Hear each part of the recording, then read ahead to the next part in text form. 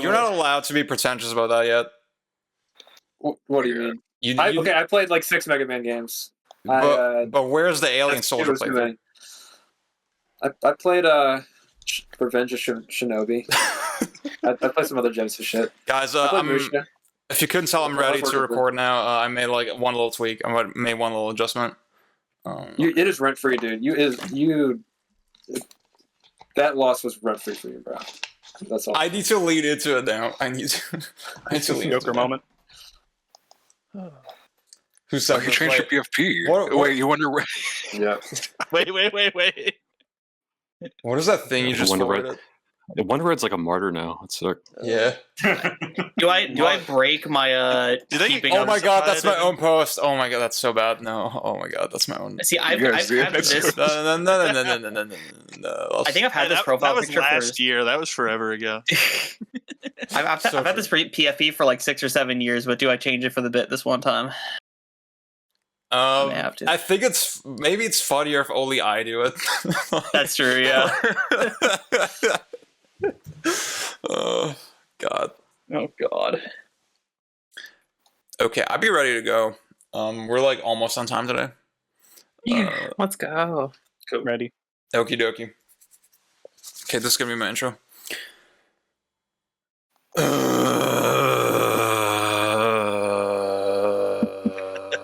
Rent free, bro. Rent free. Ziad, whatever could be wrong. Good Games Canon 2010s edition day 2. Hello. I hope you enjoyed last episode. Don't look at that. What's just posted in chat. Don't look at that. So maybe does anyone want to talk about last night's events? Okay, I should say first up, I put the blame on Luke for a little bit. I need to take that back. I'm sorry. I apologize. There was a logistical fuck up. It was all my fault. You know what? It happens. It would not be in the spirit of things if I did not come out of it with a sad smile and was like, you know what? So it's okay. Listen, they said danger's coming. It's not exactly what I thought they meant. Danger's coming. Yeah. I call this Discord the blunderful 101. If y'all anyone in the audience, if you want to speak, just do the request to be on stage thing, and then I'll let you in. Yeah, so this is day 2, Good Games Canon 2010s. We're ranking 2015 to 2019 today.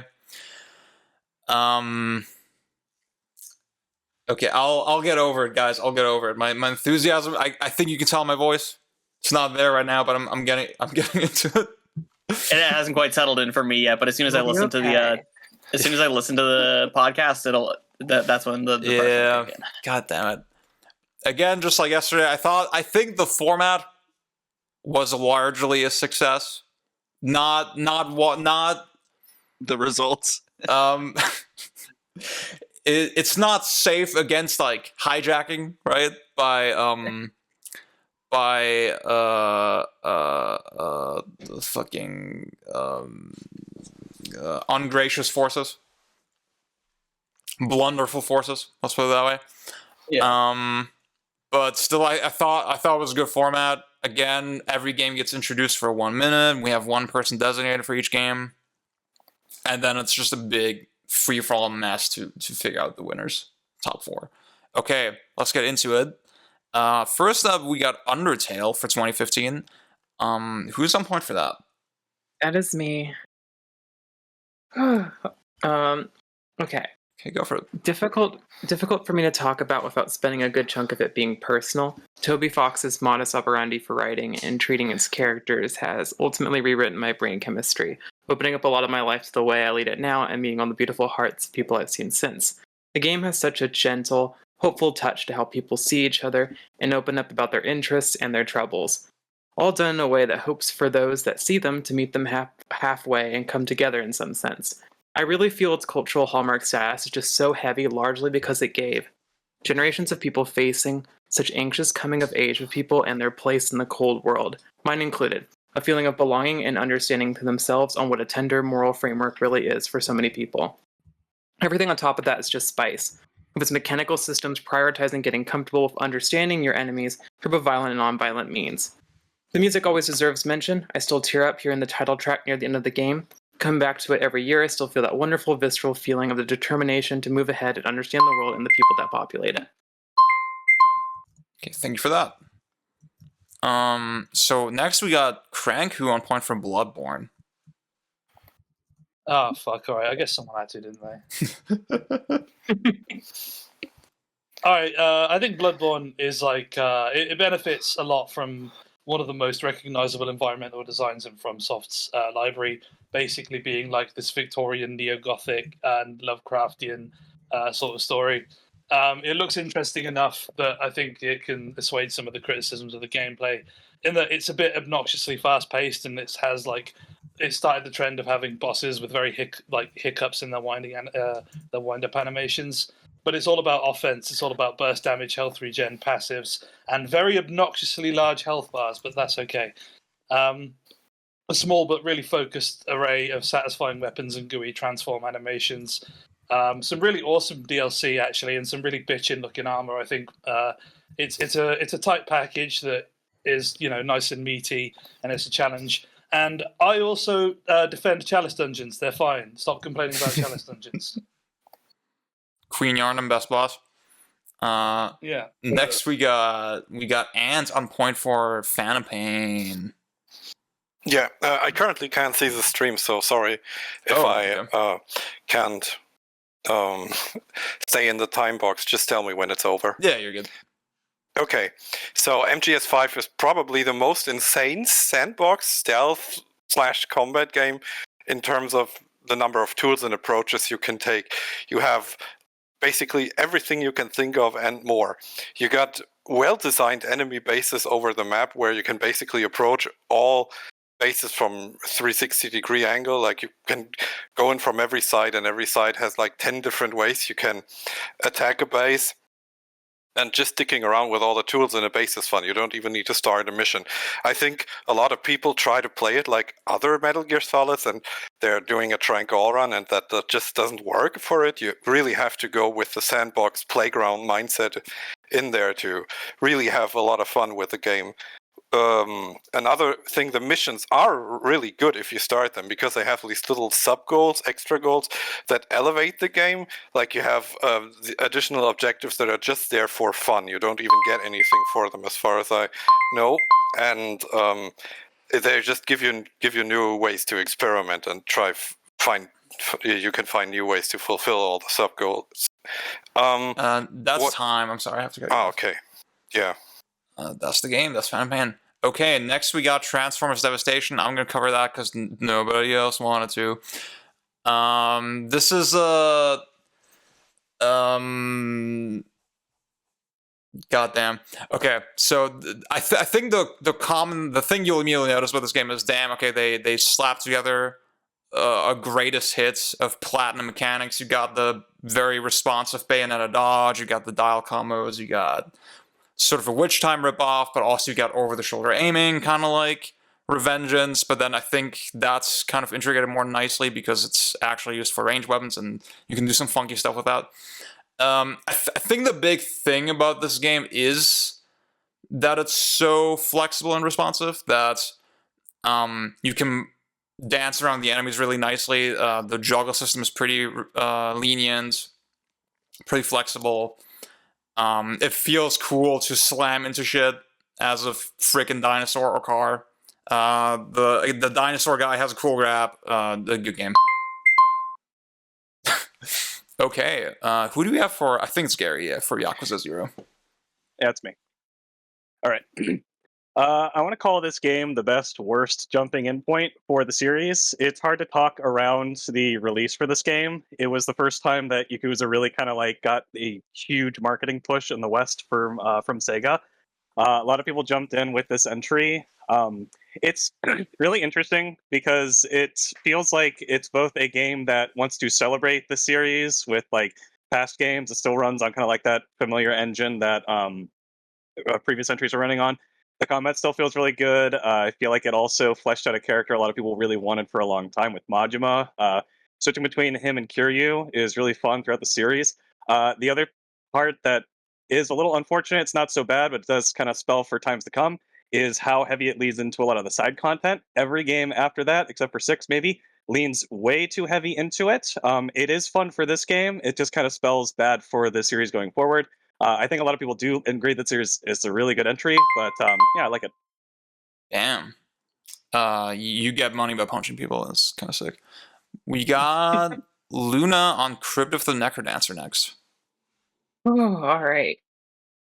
More games should stress the importance of time, in my opinion. Crypt does it with a very deserved trend-setting rhythm, tying your actions to the music and keeping a constant cost decision analysis to your ability to explore the dungeon before the song runs out. Also love how it forces all positioning to be rather split-second, unless you have the wherewithal and mastery to understand how to sequence your actions in time appropriately in reaction to every collection of enemies you turn a corner to. Some very on-the-dot planning. Culminates into it's centered around quote-unquote flow state or what have you, where you're keeping your bonus alive for many minutes at a time as areas get more open with more layered threats to balance with your 4-directional limitation. I feel like the only huge issue I have with it is just that it really needed to be a lot harder since the ceiling of depth is reached quite fast, in my opinion. Still a pretty good game, though. Okay. So Rav wrote a little something on Invisible Ink, but he doesn't want to speak. Luna, do you want to cover that? Do you have that on tap? Luna, I just do. say what you're going to say. Just say No, what you're I have it written down. Wait, give me one. Yeah, okay. I have it right. Just Okay. do whatever you want. I got it. Sure, I got it. Invisible Ink's turn-based gameplay sounds counterintuitive when stealth games have historically centered on real-time execution, but allows the game to generate stealth puzzles that are too dense and precise and chaotic to function in anything but the leisure decision-making of turns. Erratic guard patrols enter a permanent caution phase the moment they're aware of the player, systemically checking every corner of an unpredictable proc-gen level that's barely big enough to corral your team of body-blocking spies. Escalating dynamic difficulty spawns new traps and guards a longer loot level, turn the whole floor into a borderline unplayable slurry of vision cones. And of course, looting gadgets are randomized, never cater to the upcoming challenges or your team's current synergies. It'd be impossible to play in a real-time format, really sells the fantasy of a playable heist, as you're just thrown into increasingly awful underdog scenarios that you just barely have to scrape by. I'll also note that while I'm not necessarily the hugest fan of this game, even defending it, I cannot deny that it's just such an interesting, intricate set of systems. Yeah. Okay, next we got Rocket League. Again, I'll cover that. This game, I'd say one of the central things underpinning it is that you can, I mean, this famous game was free to play, is free on PS Plus, looks like a meme game, everybody's played it, right? Maybe I shouldn't have to describe it in that kind of depth. It's very fun in a very simplistic way, but the thing about it is you can rotate your car in 360 degrees in any direction. This stupid tautology, but whatever. And then you can accelerate and boost from there, and that gives you such an insane freedom of movement and such fine-grained control over like you're anticipating the ball going over there, and the sense of again anticipating the motion and then aiming for it and having to really granularly manipulate that with the analog stick. Super high skill ceiling, super fucking engaging. Yeah, I didn't do a good job with that, but whatever. Okay, You did pretty good. next we got Sunlust. Who do we have for that? Ash, but she's not going to be able to make it, so I'll be reading off hers. Okay, thank you for that. That's a Doom mod. This Doom mod touches my soul. There is a sense of something real and distinct and violent here that I can't describe easily. The ways that Ribix mandates thoughtfulness and has these gorgeous MIDI selections that sell these as places of wonder, while being just as angry and frictive, is an incredible balance. The aesthetics are insanely good too. The opening secrets all contain these nudges of artifice that wind up being closer to whatever this world's idea of reality is than the comforting, sunlit illusions of its actual starting levels are. The sense of pushing through ancient ruins and reclaim nature only to find something sharp and angry and beyond contextualization or comprehension is as thrilling as it is dread-inducing. Little else can be so clear-cut and eldritch and intimate and abstract in equal terms.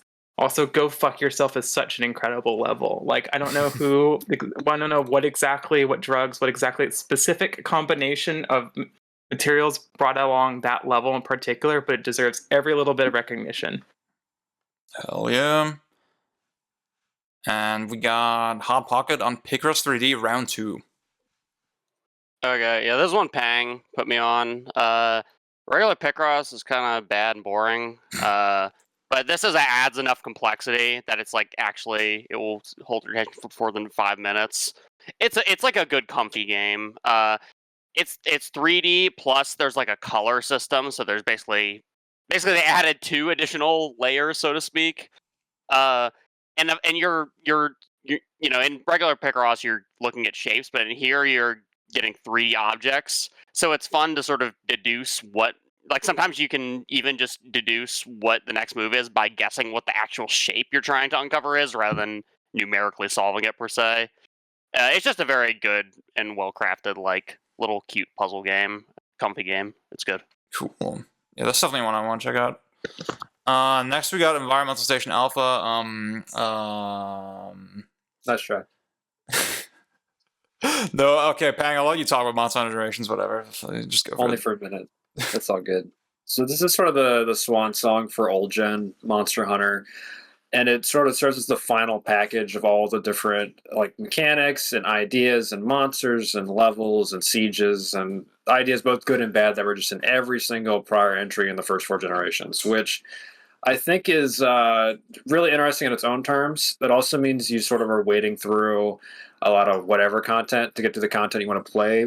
But what I do like about this game is that it also has these huge modular move kits, and you can sort of tune your character to play exactly as you want with as many like crazy ass moves, and you're flying all over the place and you do whatever. Or you can play in this very reserved manner, and both are equally viable. You can sort of tune it to the kind of Monster Hunter you want. I think this is like sort of unique in that respect for like almost stretching the gap to the newer, crazier 5th gen games. But if you're willing to put in the time investment, this game is fucking good. See, the problem is that Monster Hunter fans are fucking fascists, and they'll tell you, if you're not playing Greatsword fucking vanilla style, then you're doing it wrong. And yeah, what's the point? Okay, Bro. I'm going in today. Like, no holds barred. No, take no prisoners. Fuck it. I'm not the 15-minute yet. Did Asda write anything for Environmental Station Alpha? I had him. Yes. And Okay. He requested I read it off as well. Thank you so much. That would be great. Yeah. Okay. Environmental Station Alpha's rules are simple. The basic controls, the power-ups, the visuals, the map, it's all very easy to understand. It's executed so well that most Metroidvanias use 5 more buttons and 3 more menus and still don't manage to be half as deep in practice. Everything is avoidable, but you often have to plan your movement in advance to bait attacks into being avoidable while still giving you openings to deal damage yourself. The atmosphere is thicker than games of 10 times the resolution, the endgame is crazier and more mind-blowing than games of 3 times the map size, and the movement is deeper than games with twice as many movement tools. Environmental Station Alpha is the picture of elegance, of genius and simplicity, art in the shape of a Metroid game. Okie dokie. One thing to note, this is a game famously locked at 55 FPS. And if you know me, that means better for it. It's unplayable. It's literally unplayable. Okay. Free for all. Okay, let me start with this. Okay? Yeah. Please, If even a Monster Hunter fan is saying there's a lot of shit you have to wade through, that means there's an inordinate amount. So fucking true. Bro, just play the Rita. Just play the Rita. I said prior that I would be willing to have For You be the rep and jettison everything else. I agree. As someone Hot Pocket, how do you feel about that? I didn't even push for this one even in the nominations. If the 3 of us are saying you can delete it, let's just get it out. I actually have too many. Yeah. I have too many good games on this particular year. I'm not going to fight for it. Timer's not running. I feel like there's some collusion there on trying to make sure that we start talking. Well, no, Bring it back. Bring it back. Godman's rebooting. John and Oh, I'm that's fair. rebooting right now. So I'm not sure. I got Like some the games coming out stream, Discord doesn't say anything. Like it seems fine. Stream's good for me. Yeah. I could lower it to 30 FPS or something. I don't know. I was gonna say, it looks fine on mine. It's black for me. Oh, jeez. All black. Works on my hardware. Okay, like, let me fuck with the settings while y'all talk. Oops. Let me rejoin again. It's actually crazy. I realized that I was like, for the first half of this GGC, I was like, man, I haven't played any of these fucking games. Like, who was playing these games? I realized, like, oh, there's a bunch of people in here who are like 5 years older than me. And Exactly. so right when they were like high school, early college, could actually buy games. So it was like, oh, that whole period, I was playing games. I couldn't fucking buy them though. Hey, we're the same age, aren't we? Yeah, I think like identically. I think a lot of people Not in here far are. off either, yeah. But I realized like, Oh my god, I forgot to fucking set the timer. This era, the Neon Game Soy Zoomer era, I've played all these fucking games. I will. Neon So can we make Undertale a lock, or do I have to talk for 2 more minutes? I'm down to lock Undertale. Lock it. Yeah. I mean, it didn't connect with me at all, but it is a game that I like respect. I wanted to make a joke about. What's up? I wanted to make a joke about sexualizing the characters, but then Luna started like it's really emotionally moving. Oh my god. Yeah. It's just one where like I admire its ideas and like I just wish it hit for me like it had for other people, like it did for other people. Like it just eh.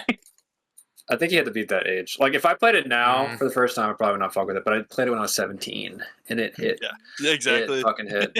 Okay. Me too. I will say this: I don't have a lot more to add than has been already been said, and I think we all kind of collectively not rag on like narrative through gameplay stuff and conveying emotion through. There's probably a term for this that I'm forgetting that isn't ludonarrative dissonance, but I do think Undertale's method of combining these two assets is really valuable, and more games could probably learn from it. Yeah. Absolutely. It's really good. I'm all for MGS5. I think that game is like a big hitter.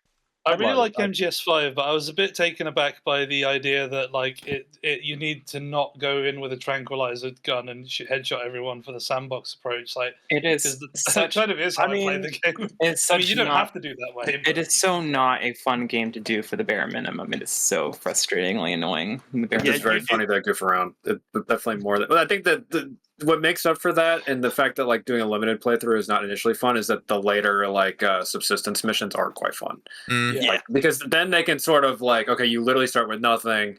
They can sort of tune what you can pick up at which point. That makes up for it for me. And I think the missions on a first run are fine. It's not like, oh, this game is fucking unplayable unless I'm playing like limited, right? So yeah, it goes from like a 7 to an 11. Raph is right. The guards being extremely slow to react to absolutely limits how much fun you can really have with the stealth design as a whole. Yeah. I think the trank gun argument as well has just kind of been like an issue for like the series since like 2. Like that's always been like a point of contention, I think, for like every single entry, where it's like the game's more fun when you're not like constantly using like a tranquilizer gun. How do y'all feel about the reflex mode? How viable is it to play with it off? I always play with it on. It's very viable with it off, but like turning it on, it's just like you just turn your brain off, kind of. Yeah, this is sadly a game where you have to control the buttons you press to not press the unfun ones. But I don't think you need reflex mode. Okay. Yeah, this is definitely one I need to revisit. I really fuck with it. This Also, one, like when you're, go ahead. One big point in its favor, and this is a bit contentious, is the story, I think, because it's the first game I know of that has linguistic imperialism as one of its themes, and it's actually explored quite well. First point, yes. Second point, no. It is. They literally poison language as the language virus that people hear it, and they get sick. That's beast mode. I'm gonna say it. The Skullface speech when the music kicks in, that shit's epic. I'm sorry. Like I think I'm the one person. Zion, you're so normal. I'm the one person on this planet that fuck with that. That was like, did not forget to take his bills. It's not 4 bad. It's not anywhere near 4. I think it's fine. I think it's a fun story. I don't. And I said Peace Walker's story is good last time, and I'm surprised more people didn't have me at the stakes. So I wouldn't say it's bad in this game, for sure. I think We'll see Pictionary what is a better Among Us exploration did on of the internet and say language viruses are not real. I know I shouldn't throw rocks, but can we just talk about how like Gaming Bit, he like really got hung up on how there's like 2 walking segments in this game, but he loves MGS4.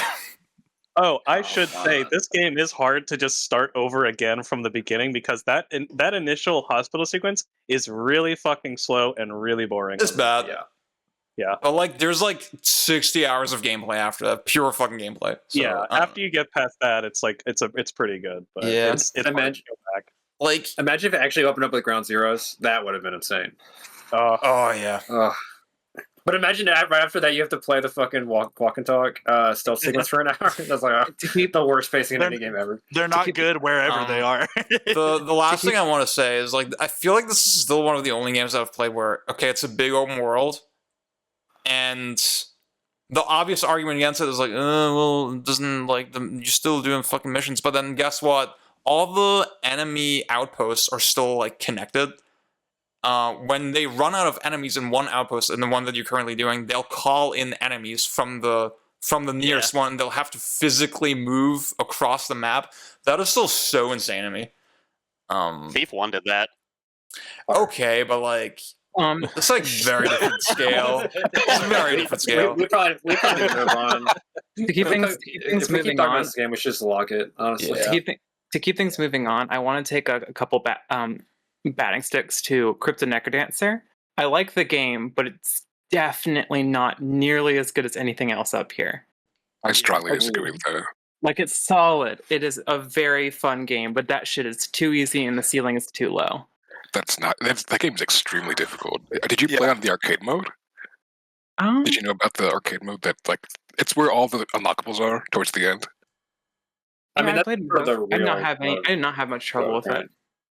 It has It's- Miku in it, so is that It's the point? In notoriously punishing. It's like an entire hour long. Dude, I'm sorry, Burking is we're the fucking worst. I'm sorry. It's like actually this is really hard. I didn't have a problem with it. Like, Yeah, that's good. That's good. This is the least I just don't. productive. All right, fair. I'll just focus and say that, like, I just don't think the ceiling for what you necessarily have to balance is that interesting.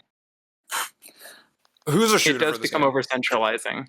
Well, I mean, that's sort of the point of the rhythm mechanic, right? Is that, like, even if your mental stack is smaller, you have to just execute it at a faster rate. I think that, and I personally, I would disagree on the difficulty. I had my balls in a clamp playing this shit. And I never touched the arcade mode. I was struggling at the fucking level. I'm bad at this kind of shit. No, that's but I mean, I don't know. I thought it was really invigorating. Even like playing actual roguelikes in the time since, like playing Brogue earlier this year, I think actually made my esteem for this game rise. Honestly, damn. I need to go back and give it more of a look, but I thought it was quite good. Okay. So I'll just say I like this game, but I don't think it's top 4 here. Yeah. I'm not voting for it at the very least. Who thinks I'll say I've never played it before, but as someone who played a musical instrument for like 9 years in school, is that cheating if I begin playing it and have any word on the difficulty? I don't know how intensive. Not really, no. No. So are we throwing out all roguelikes here? Like, does anybody want to vote for Invisible Ink? I'll vote for it. No. Raph was saying himself that he'd like Invisible Ink to be cut, so we should just do that right now. Yeah. I mean, it seems like an excellent game, but like, there's like, we don't have any shooters. Yeah, not enough people have played significantly. I think I did a run, and Raph is to defeat us. Yeah, I apologize ahead of time. Can we do the same for Transformers? I don't. Oh yeah, let's get rid of Transformers. No. I want to rep it for. Yeah, you got to defend this game. Right, What's the sauce? What makes this good? It's like why does everything feel like it's the shit 6 to out do of in 10 this sauce, dude. It's the the guns feel so good in this game. You come home after work, you make some instant ramen, and like you put an egg in it, and then you feel like Jeremy Allen White. Yeah, it's that type of game. I think Transformers Devastation does a good job treading the line between just Transformers escapism and wow, they did the Transformers thing while also being a really playable game. I think the gun mechanics integrated into an action game. I haven't played Vanquish, but from what I've played, Transformers does the best incorporating like guns into its gameplay as far as not feeling like a separate mode of play. Obviously the loot shit sucks, but it's been proven that you can kind of like skate past it and ignore it. Yeah. So it's annoying that it's there, but I think just it's a good time. Yeah, the gun mechanics are really fluid. You can sort of free aim. You can aim over the shoulder, and like there's sort of pros and cons to either. I think that is sort of one of the like childish action game dreams. Like, ooh, what if I could do the sword and shoot at a guy? And this game kind of pulls it off. Yes, sir. I wonder how much cut game. try I wonder how much cut higher fucking directing different. this game was actually like dislike of the game versus dislike of Platinum bringing out that like horror TMNT license shit that no one liked. Yeah. I think my I'd say biggest Bloodborne. issue with this game is that it just hit feedback on enemies just feels so gross. Like I can't really exactly I don't explain it. relate to that. I'll say, I guess the like last thing I'll say about it is that Sorian Dash, he's like a big old school Capcom Platinum player, who wrote like a bunch of guides of the official like Future Press guides. This is like his favorite fun game. Whatever that's worth. I'm fine with cutting it, but yeah, it's cool. We need Heather on here for the true defense. I think this is like it should be glad it got the respect of her that we even talked about it. Yeah. In that category. We said nothing. No one said anything bad about it except the loot, and Luna had the hit feedback, and we just all talked positively about it and then cut it. That's so awesome. This is the method. Does Rocket League have any chance? No. Yes. This game is awesome. Oh, it's so good. Okay, this game fucking shits on everything that's in here, like mechanically. I thought we're all I'm gonna. Yeah, it is ugly as shit. I mean, it has like rancid vibes. It has rancid like Euro vibes. I'm a vibe gamer. What can I say? I don't give a shit about mechanics. I never have. If this was American football, Pang is trying to copy my flow. Okay, fucking true. It was B-ball. I'm gonna post a poll, by the way. I really respect Rocket League's ability to kind of merge that like casual sports appeal, because I'm just going to call it soccer for the sake of my dumb American blood, but the kind of prevalence of soccer in the world clearly has more of a widespread appeal than, because I think there's not a lot of like super sports heads in here. So I think its ability to merge that casual appeal of, oh, well, like it's soccer, but it's, you know, it's a toy or whatever, while being like supremely like fine in its control and being way sweatier than you'd ever expect. Like I think it scratches every single possible itch you would want for a game like this. And the fact that it did end up becoming like some big sports thing is honestly kind of commendable. Because how many weirdo freak, because strip away the soccer and this is kind of like a weird thing that popped off, this being a kind of physics blend of kind of sporty stuff. So I'm really glad it kind of has this big widespread appeal while still being like really sweaty and cool. Can I just say corpo, but it has hype moments and aura. Yeah, exactly. Can I just say real quick? We already have one Doomwad. Can we cut Sunlust? No. No. Yeah. I'm gonna say yes. Has anyone played it? It's like literally the previous year. I've played it. I've played substantial amount. I've played it. All right, you can take it. It's like barely a game. Barely a new game. I don't respect what did you say? What was your thing about Doom maps? You're like they're like Lego blocks together or something? Oh my god, okay. Now I really want it to stay, actually. We're not cutting it. You already made the poll, so okay, there's a poll. It was last minute, so I just made it. Should we say anything about Bloodborne? I don't fucking know. Well, okay. I'm surprised no one has to cut Picross. Yeah. Why is it here?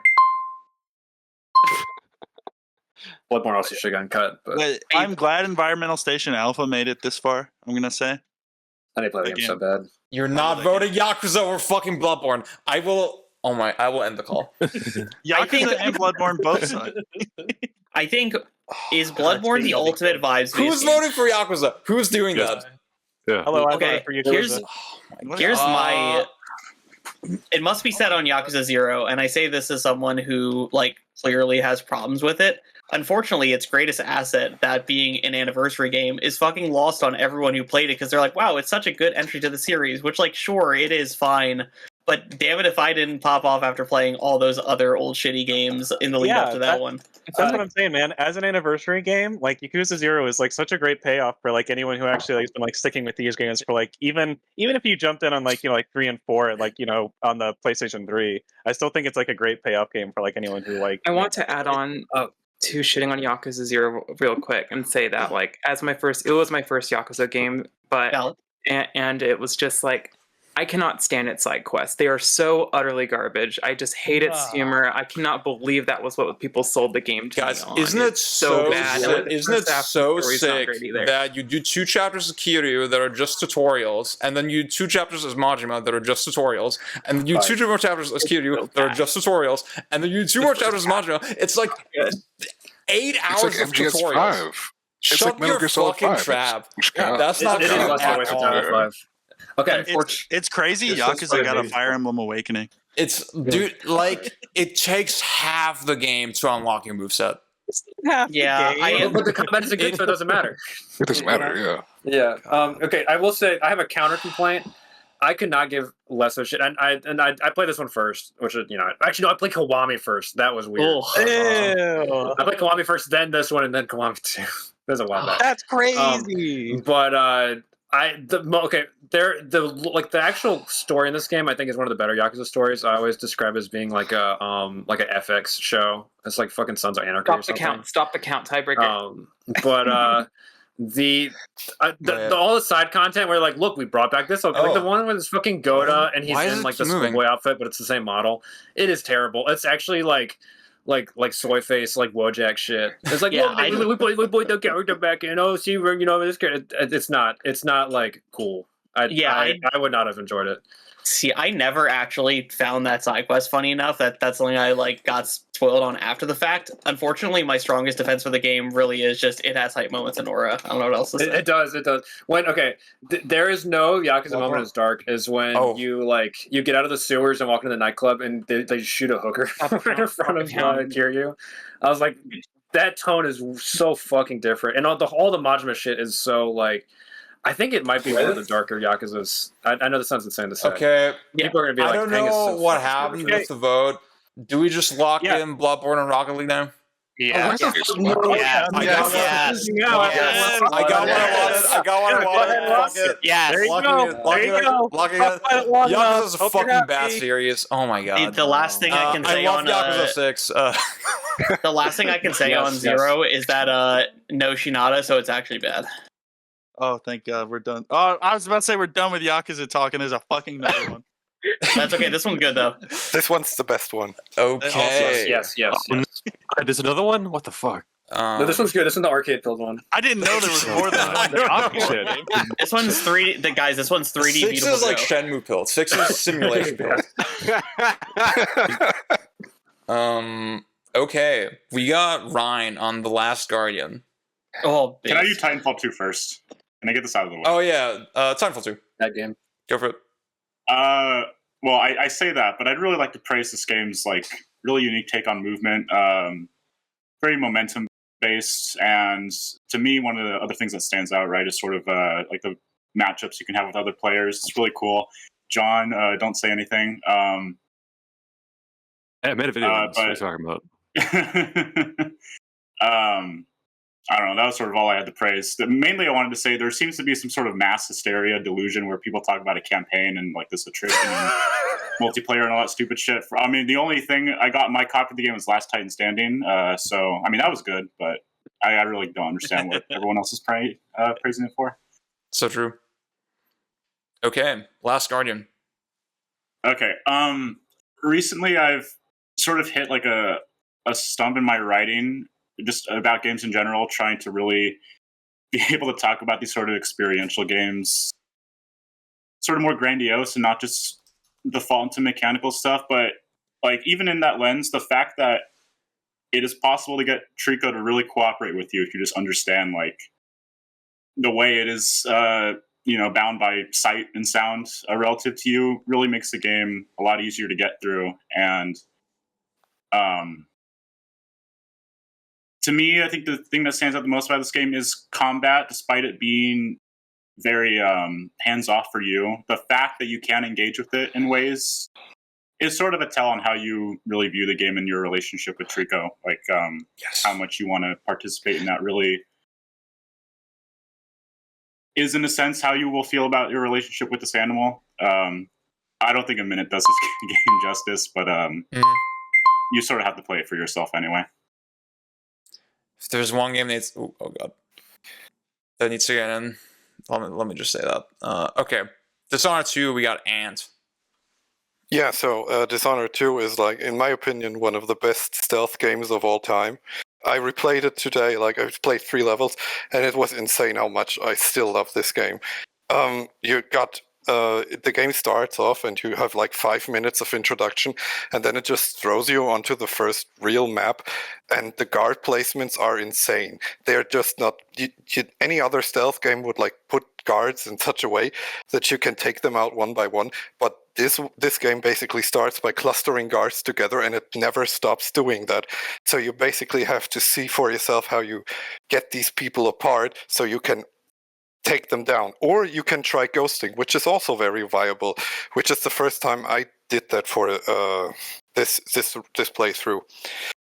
It's also got like a lot of different powers. You can the powers you got like these magical powers, and the game is also designed around those, so you can get to higher spots and stuff like that.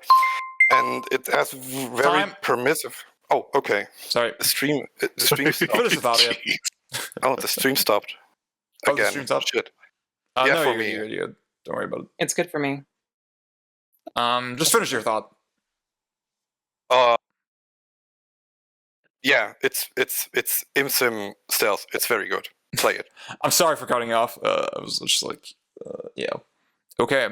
Next we got Grooming Simulator 5. Alan, I think. Yeah. Okay, so I went through a couple arcs with this game, and recently I've been playing through Royal in Japanese. And I've realized, like, this cringe kind of revolution aspect that this game is preaching is not what this game is about. It's definitely, like, a central theme, but, like, this game is really about how young people should live in a world that is not always good and is not always accommodating to them. And it's a lot more expressive on that front than I remembered it being. I went through like a serious hater arc with this game. And on top of that, it's like, I mean, the presentation is, you can't say anything about it. It's the best. It's top tier.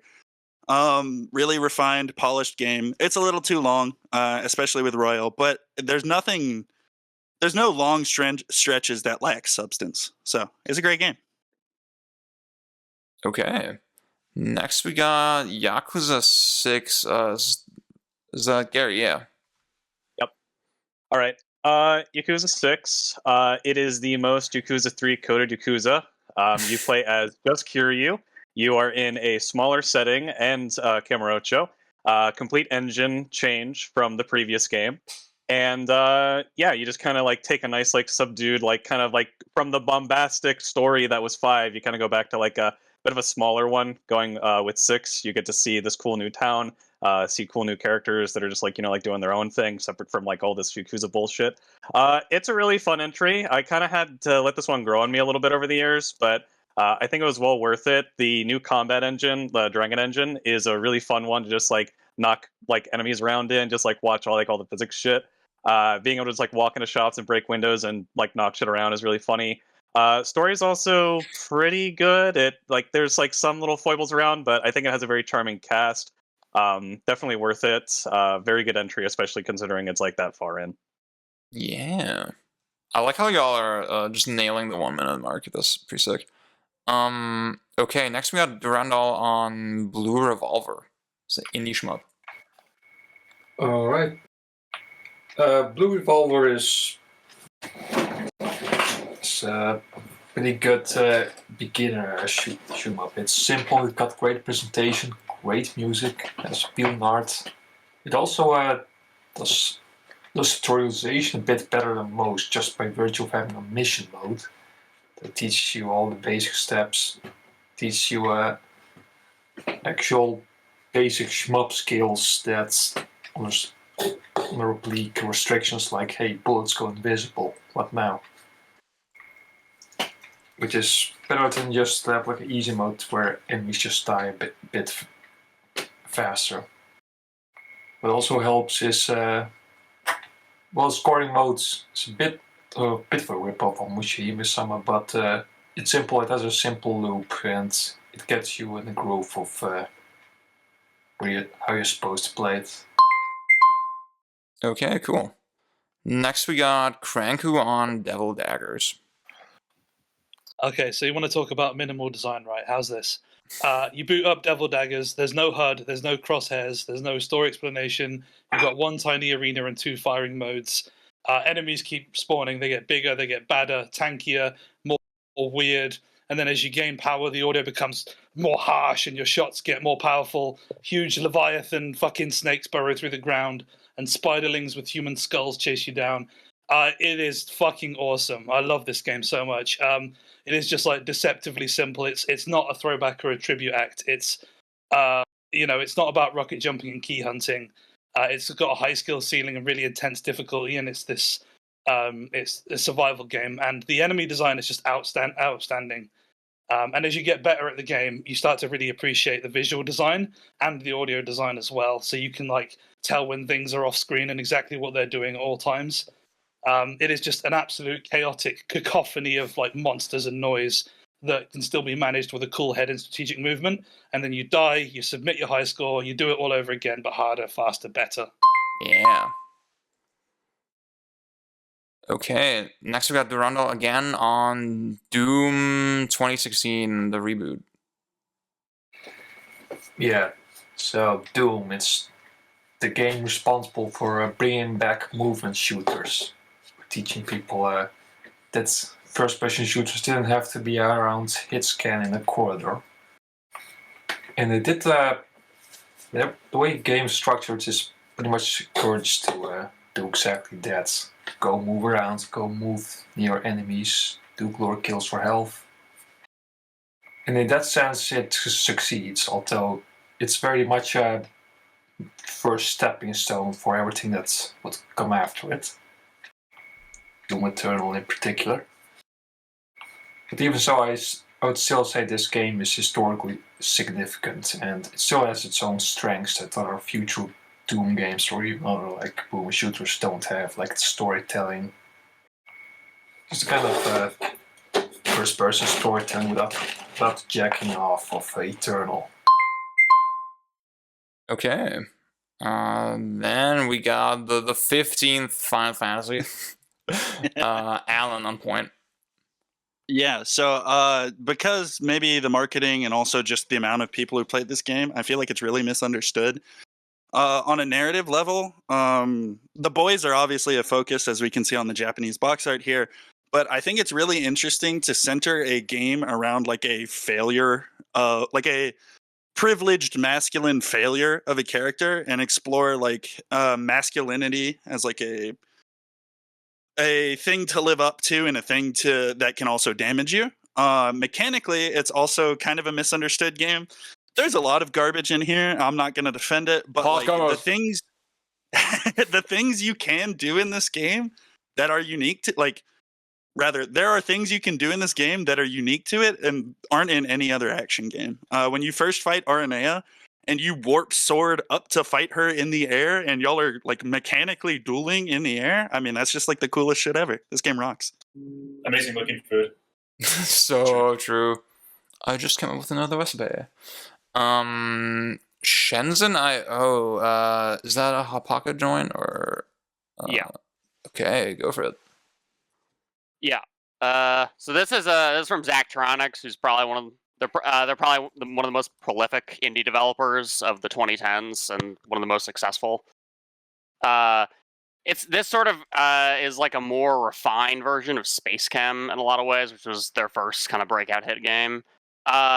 The real thing I think that sets this one apart is that it's actually very hard to solve. A lot of other Zachtronics games have the sort of programmatic logic puzzles where it's more about optimization and like, it's easy to get one solution, but then the challenge is to optimize it and hit all the lowest metrics you can. This one is actually, the board is crammed. The amount of like code instructions you can do is crammed. It's actually hard just to like make any solution at all in a lot of stuff, which I think is a really interesting change of pace for Zachtronics and is fun.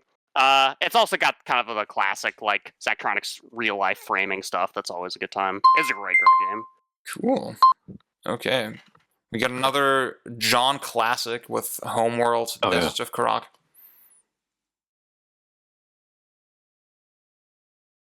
So I want to start this by saying this is a very like honorable mention coded game. I don't think it's going to survive this bloodbath. But I would say like if you're into RTS games, you really enjoyed like StarCraft or Warcraft 3 back in the day, you just sort of take stock in the fact that there's another really solid like single player RTS out there. I think the story here is really compelling.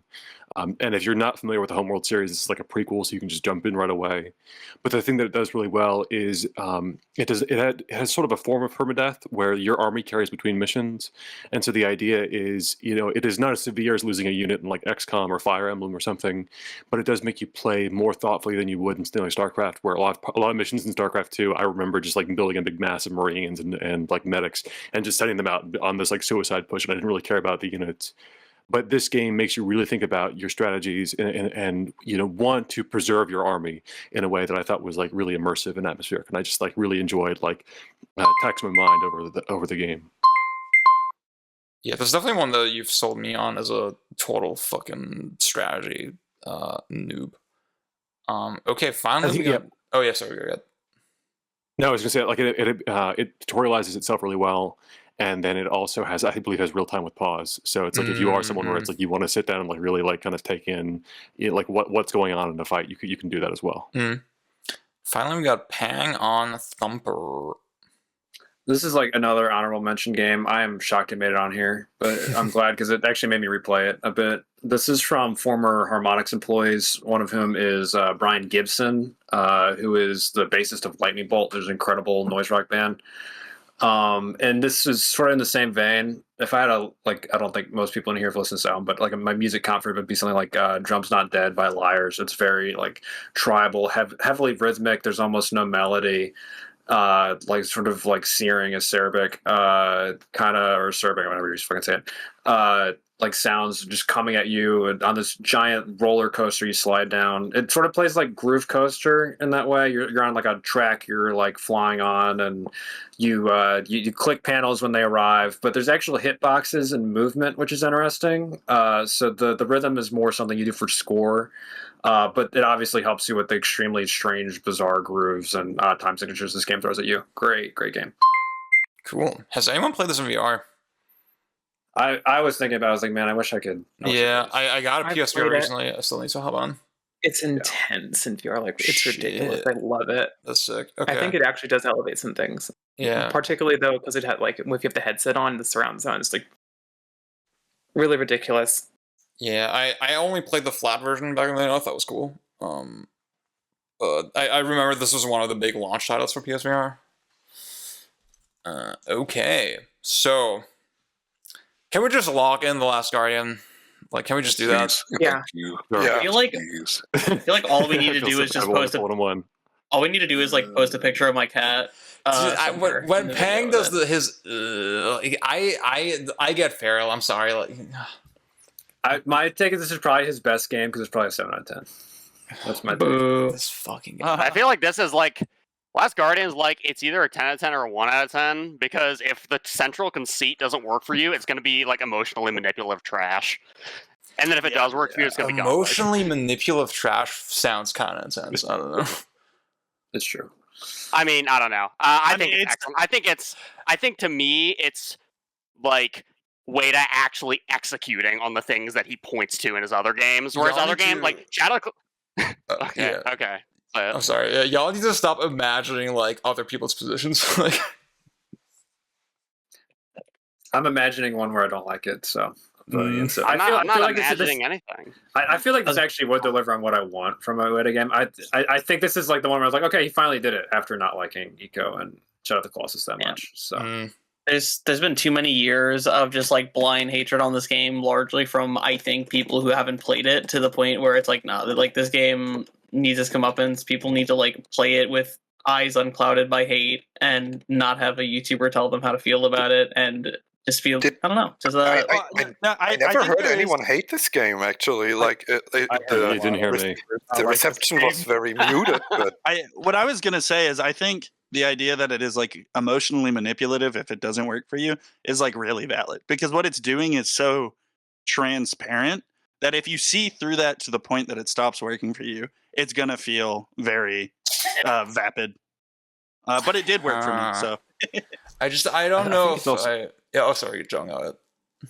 No, I was gonna say, like, in comparison to some of like the I think Shadow of the Colossus has like a much more like baseline appeal. I'm not saying like that like Shadow of the Colossus is better, but I would say like as far as all of Ueda's games are about like kind of those emotional connections. But something like Shadow of the Colossus, I think it's like a game where you kill big monsters, and there's like this slow realization about maybe like the melancholy or having reservations about what you're doing. And I think The Last Guardian is like you from the outset, it is about forming this big bomb with this digital cat thing, and then like so many of like the I would say annoyances, but so many of like the kind of things that make it interesting, and like the way they're trying to simulate this, like a relationship with a real animal where it doesn't always obey you, and can be kind of like like annoying to deal with. It's like I think if you don't buy into that relationship, like the game falls apart like a lot more quickly. I guess what I'm really stuck on is that this is really a game that, other than the fact it's sort of a cinematic platformer, right? It really doesn't follow a template. This is just something I haven't seen any other game do. Like, obviously, we've had sort of pet simulations or relationship type of games before. No game has done it like this. No game has tried to do it on this kind of scale. And I mean, for me, it totally fucking worked. And I don't know. I think there's a kind of strange, uncanny thing. And okay, when Trico doesn't obey or gets stuck on something, do you read it as like a weird video gamey thing, or do you read it like as a genuine animal? And like I don't know how much of that is like the ability to put yourself in that place, or how much of that is just the game executing it really well. I don't know. I just think it's really hard to deny that like once you actually play it, like that no other game is quite like this. No, and I agree. And I for the record as well, I think honestly the complaints about like Trico just straight up not listening to you, even among honestly people who enjoy it, myself included, kind of gets overblown. Like I could count very few times, maybe on one hand, the number of times where I told one thing and the opposite happened, which I guess in some people's eyes, maybe the fact that it failed at all could be a failure of the system. But I really think the game is way more, I guess, obedient and playable than a lot of people might give it credit for. Yeah, I just How do we feel about...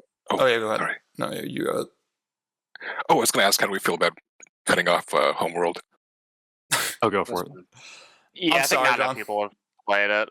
No, I think I'm amazed that it made it to like this far. And I'm sorry, John. I don't care if people like I don't care if it makes it to this list. I think people like it should just know that it's out there and it's good. I'm installing it right now. Yeah. Probably same with play on hard mode though. I want to say so much more. Yeah, about for sure. but like, yeah. Even on hard, it's like not that hard of a game. I feel like outside of Doom and Devil Daggers, the bottom row is kind of an easy clear.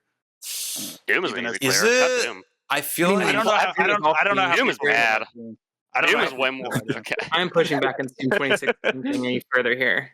I don't like this game. This game is just not I didn't know y'all were all haters. Y'all to voted even for it. slightly get better at. I feel like The more you Shenzhen get better I.O. at has the a game, real it shot. has to get worse. I feel like that should be like the classic That's a great intellectual game. pick. Also, it's a Zachtronics game, and like Zachtronics low-key one of the best developers of the 2010s and ever. Yeah. Yeah. Oh, Doom's just gone. I feel like Revolver's is good as well. Does anyone want to push back on Doom? I mean, I really like Doom Go a for whole it. lot, and I like the level design, and I really like the collectibles you can find. I just think it's a great overall package. But I guess what Luna said is kind of valid. That it's like it gets worse as you get better at it, because it's just like you constantly have to switch weapons, and it becomes a bit more annoying to manage. And I guess that's kind of where Eternal picked up the pieces. It's historically significant in the same way that Half-Life 2 was. So. Yeah. Unfortunately. Yeah. Okay. I feel like Dishonored 2 is probably one that a lot of y'all respect. Yeah. I've played it, but The level design is insane. Like, I can't overstate how complex the Clockwork Mansion is, but also not even just the mansion, but like all the levels. Like, even from the very beginning, it's like layered on, like vertically layered on top of itself with like levels on levels on levels. We didn't put one because we were all like, yeah, we're gonna put two. Yeah, that's. I guess then we have to. Okay, so We should Dishonored keep 2. that idea for Mega Man 11. Yeah. Please. So we talked about keeping Yakuza 6 instead of 0. How are we actually feeling about that? Yakuza's Because I would say, and this is like the best one. Yakuza rough. death penalty. A lot of these I- games are way too good. I think the only issue with this game is that it does like the freaking we need a twist at like the back quarter. It's not good. The story's bad, but for the rest of it, I think it's probably like note for note like the most emotional best story out of the Yakuzas I played. Yeah, which I'm not 7 and 8 because I'm not going to sit through a fucking 60-hour JRPG combat game. I'm sorry. Yeah, I also appreciate that it feels like a return to like a smaller, well, not smaller, it's still a longish kind of like, like RPG kind of game, but in terms of like you're not switching off between like 4 or 5 different characters throughout the campaign, like you're just back to being Kiryu, you're back to just like getting used to like his moveset, and like the new engine does feel like really fun to play with. Like, I think that it's probably worth, like, if we do have one Yakuza that makes it in, like, this is probably the one to do. Yeah. It feels the best to also just, like, talk about, too. I mean, because I'd say 0 was kind of like the downfall, like, going forward, like, with Luna saying, like, all of the fucking side quests are just, like, really, zany, like, I can't believe this is what the series got popular off of. And what they've kind of leaned into more as the series has gone on with, like, Western audiences, trying to appeal to that. Where, like, 6 does have that, but it's also still like it has like some endearing side quests, and the story is actually pretty fun too. Yeah, I think it's a good blend. All the mini games, even though like it's very pared down, but it's like a series where like paring down is a good thing. Yeah, like like I think in terms of the mini games that are on display, like most of them hold up pretty well to a couple plays. It's not anything fucking terrible like the snowball throwing one or some of the other ones in 5. And like Raph was saying, chat, very character driven. It's not very. There's not really a lot that happens for most of the game, and that was really to its benefit. That you're mostly like just navigating sort of this political climate of these like all these different Yakuza after you get out of jail. I like that a lot. Can we cut Blue Revolver and Thumper because not enough people have played them? It's just like I was thinking unfortunately. I'll say the coolest thing about Blue Revolver, 120 FPS shmup with the new update. That's pretty sick. So fucking real.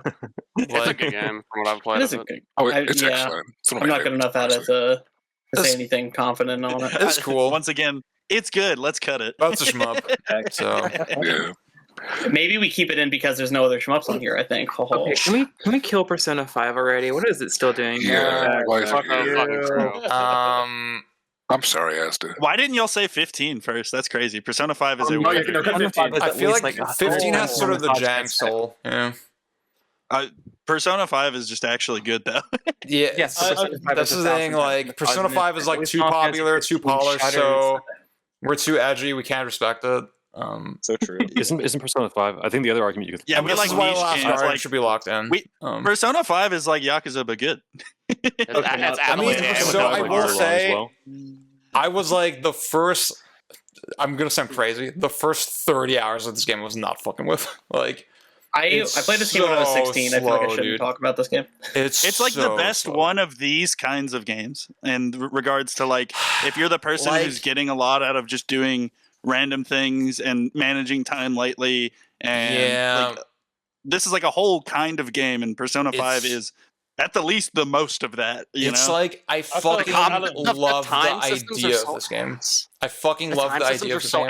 I love the aesthetic. Alan was so real when he said like you go through arcs with this game, because sometimes I go, yeah, I kind of like Persona 5, and then sometimes I go, I fucking hate Persona. So if we did this 2 years ago, I would have shat on this game. Right now, I am. This Royal replay has like opened my eyes. I've been Royal, dude. Royal is so dog shit. I hate the. I haven't gotten to the Royal shit yet, so Dude, it's so it's funny because like I was didn't know what Persona was until I watched the like GameStop of launch trailer. I'm like, what the hell is this? And then I played through all of Persona 5 on the most bungled looking PS3 controller you could possibly imagine. It's not even just that the rubber of the nub was off, it's that the whole stick was removed and I was only playing it on like the metal stub inside the controller for 100 hours, and I still call that one of my favorite games, and now I don't even know what the fuck to say about it. We'll consider a metaphor for the 2020s edition of GUC.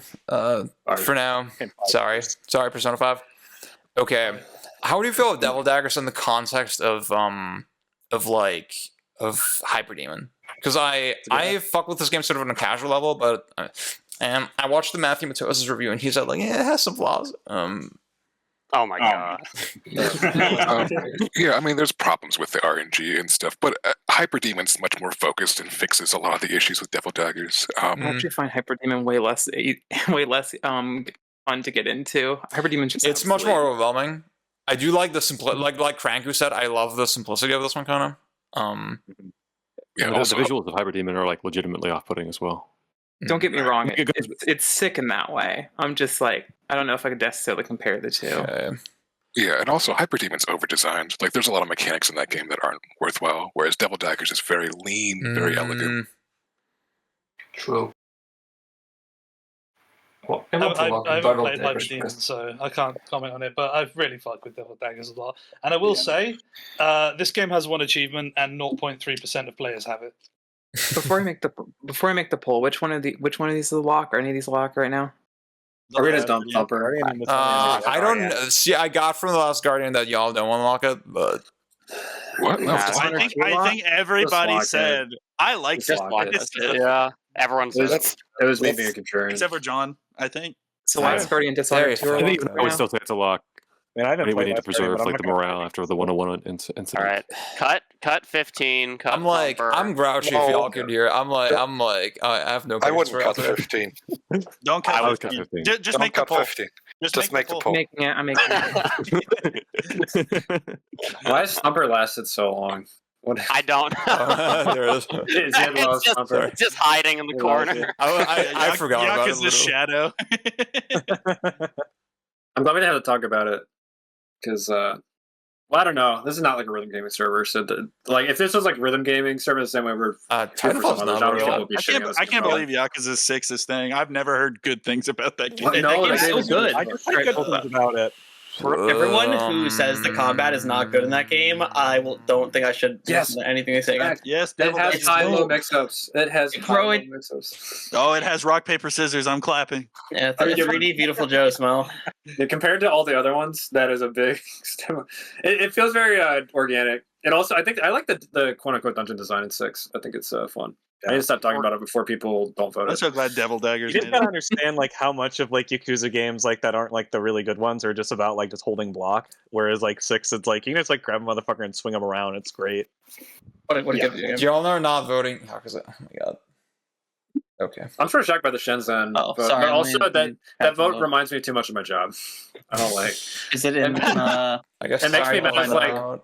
It's like, I wish I had a 32-bit word length. I wish I had fucking. The answers. I had like. Okay, so we have a tie between Shenzhen and Yakuza. I'm making it. Shenzhen. Here, I'm gonna get rid of my 15 vote to vote for Shenzhen. All right, Alan, you've always been my greatest ally. Hold on, I'm making it. Damn no. And now we can talk until Yakuza doesn't have all the votes again. Hey, there you go. Okay. Devil Daggers is in. I'll vote for the game I've played. Mid Kuza. No, that's one of the good ones, I swear. I'm sorry, Yakuza. Shenzhen is just so cool. I mean, I kind of figured like Yakuza was gonna have a hard time because like this server does not seem like it likes the Yakuza series a whole lot, even if it's like one of the better ones on the roster. So always kind of thought that this would be like a punching up thing, but it's what it is. I'm looking forward to playing the actual Yakuza game, Shenmue 2. So true. I just get mad because all the action game people told me to play Yakuza, and then it has like the worst RPG shit I've ever seen in a video game. I regret having been a Yakuza guy. I'm embarrassed of my past. Yeah. I thought it's for like the Assassin's Creed problem. They've made like too many of them, so it's like they're like less good in retrospect. Like if they had like 5 years off, it would just like Yakuza would have aged like a fine wine or something. Yeah, that's why you play the first numbered ones from 0, 1 through 6, and then that's all. It just kind of sucks where it's like don't play one either. Where it just feels like these games are just gonna like keep coming out like annually, and they're just gonna keep like getting worse and worse in quality. Like I wish that wasn't the case, but it kind of feels like it's been going that way for the past like 5-6 years now. I mean, they have a unique appeal, and so I get why people gravitate towards them. But yeah, that's fine. I'll still keep drinking that garbage. I mean, it seems like people like 8. That's the thing. Because like, if people were shitting on Infinite Wealth, I'd be like, "Oh, the series cooked." But I want to shit on Infinite Wealth more, but I haven't finished it, so I really Can we can't, stop the but- Yakuza podcast? Like, come on, y'all. This is Please, please, please. Mom, because 2017 is one of the worst years on record for games. It's so fucking bad. None of these games are good. I mean, this is like famously a quote unquote legendary year. Mario Odyssey get here. How the Yeah, fuck? like Mario Odyssey, Breath of the Wild. What the fuck? Shut Nier Automata. I mean, this was also the year that Yakuza 0 came out in the West, Resident Evil 7, Horizon. Honestly, a lot of those... Persona 5, exactly. None of the 3 games you just listed are a compelling argument. I was going to say, a lot of those games I didn't fuck with, and they're like usually attributed to, 2017, great year. R7 is But fucking like, earlier. it's still pretty I didn't- stacked, I think. I didn't play Breath of the Wild this year, so Really? Automata was my game of the year. Dude, I skipped school to get a Wii U copy of Breath of the Wild and get a Fire. Doritos Locos Taco and a Baja Blast, and I had the time of my life. I was in my Zelda hating phase. So. Oh my god. JRPGs just have much better stories. Yeah, dead ass. This is not a lie. I really was sick on Breath of the Wild launch day, so I just got to stay home and play it. That's so sick. Okay. I also didn't know it would be cool, so. Breath of the Wild. Oh, this is my favorite game. For me, this is this weird like cross point of this Zen sandbox where you can go wherever you want. Oh, see that mountain over there? You can go there. And I hate to I have a really weird relationship with the word compulsive, because it is kind of compulsive in that way. Like, ooh, a thing looks cool and you want to go there. The thing that really makes the game work is its systemic nature, is that everything feels somehow like it's somehow grounding you in the world. It feels very toy-like in the way, very, very interactive. I like climbing. I don't think it's the greatest fucking mechanic ever. I don't think it's the deepest fucking thing ever.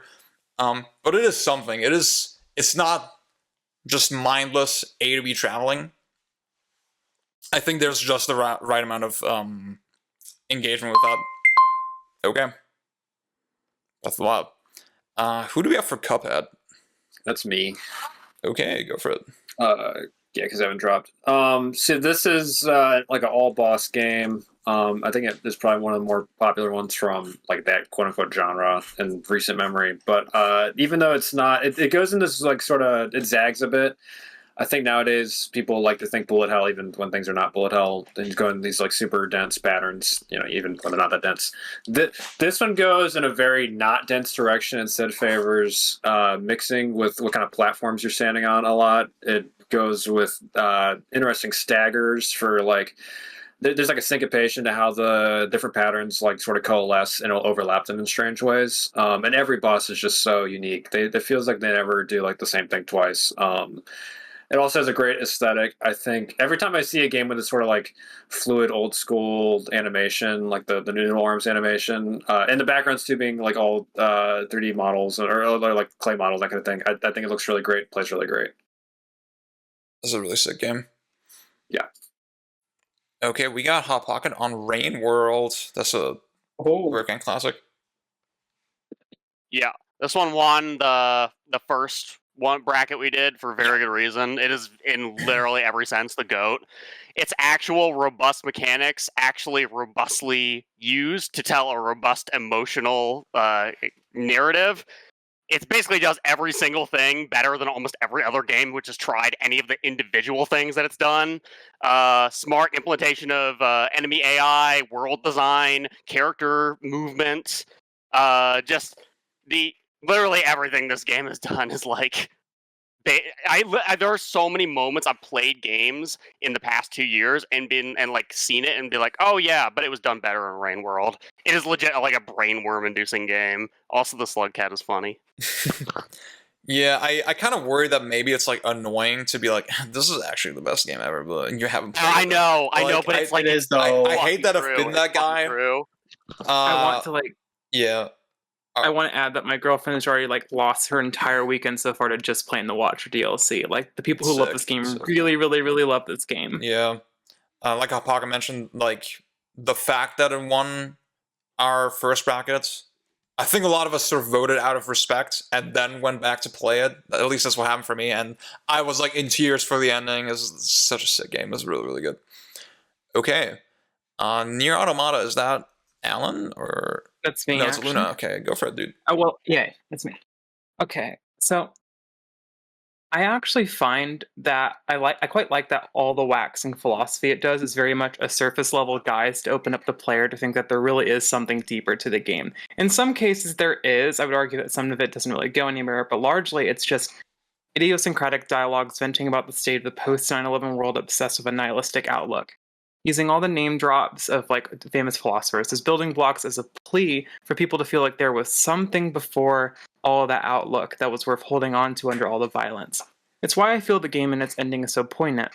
It couldn't be any less subtle in screaming that there's a hope to persevere and find a personal answer for yourself with a love that breaks the cycle. Everything else is meta theatrics to make sure you feel that scope is beyond the boundaries of the game itself, or supporting it by perhaps making that love from how you felt about its characters and what they had to say. Oh yeah, I also suppose Platinum Games quote-unquote cooked with the gameplay a little bit with the chip system, but I don't know, I could never appreciate any of it because it's just not stressed enough ever, and I do not want to talk about how the side quests just make you mash.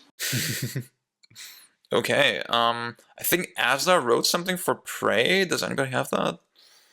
Or did It anybody was write in the ads, but as doesn't even like it, so I'll also be reading out their thing for as well. Okay. It's hard to think of games more atmospheric than Prey with gameplay half as good. From the moment you finish the intro, you'll never be sure what or whom you can trust again, and you're primed to approach the game in the most interesting way possible, to think outside the box and find creative solutions to the many problems it presents you. Its combat rewards resource management, creative ability usage, and tactics, more so than crazy movement or aiming, and its story, often presented through audio logs and emails, features a stunning amount of attention to detail and some fantastic character writing and queer representation. The only in-sim I've played through to the end, and easily my favorite that I've tried, and to also like to add that it is a game that just works perfectly as a holistic experience. Despite the issues you can encounter if you analyze each individual element in a vacuum, it asks some interesting philosophical questions about nature of humanity, be it in a physiological sense by contrasting us with arguably more sophisticated creatures like the Typhon, or in an individual sense, as in at what point can we no longer consider us us, and does it in a way that matches players' goals throughout the game. I think nothing illustrates this more than the main question at the center of experience. Okay. Then we got Hot Pocket with Next Machina. I don't know why I'm doing this one instead of Durandal, but I can talk. Durandal plays the game a lot more than I have. If you have stuff to say, talk. Okay, I'll do it then. I'll say, having played this game a few times, I think the thing I'm most impressed by in this is pacing is amazing. To me, it's broken up into little bite-sized rooms, all with their own sort of spectacle, and like very creative enemy compositions and all that. And it's just like a super tightly packed game. The sub-weapon system is generally interesting. A lot of strategy in terms of what you pick, and like none of them are like extremely bad, in my experience. Yeah, to me, this is very clearly probably their best game. The Robotron guy worked on this, and I think it's probably one of the best, if not the best, twin-stick shooter ever made, I would guess. The only thing I don't like is because the game is very ugly. Okay, next we got John on Pyre.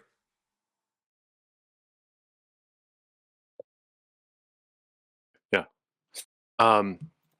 This is a weird one to talk about. There's a lot of stuff in this game, and I know that Supergiant has famously had a really difficult time talking about it when they were like leading up to like what this really was. So this is basically Oregon Trail plus sort of fantasy NBA Jam. I don't want to speak to any of those elements specifically. I think the thing that this game does really well is it builds a really compelling cast of characters and then forces you to sort of let them go.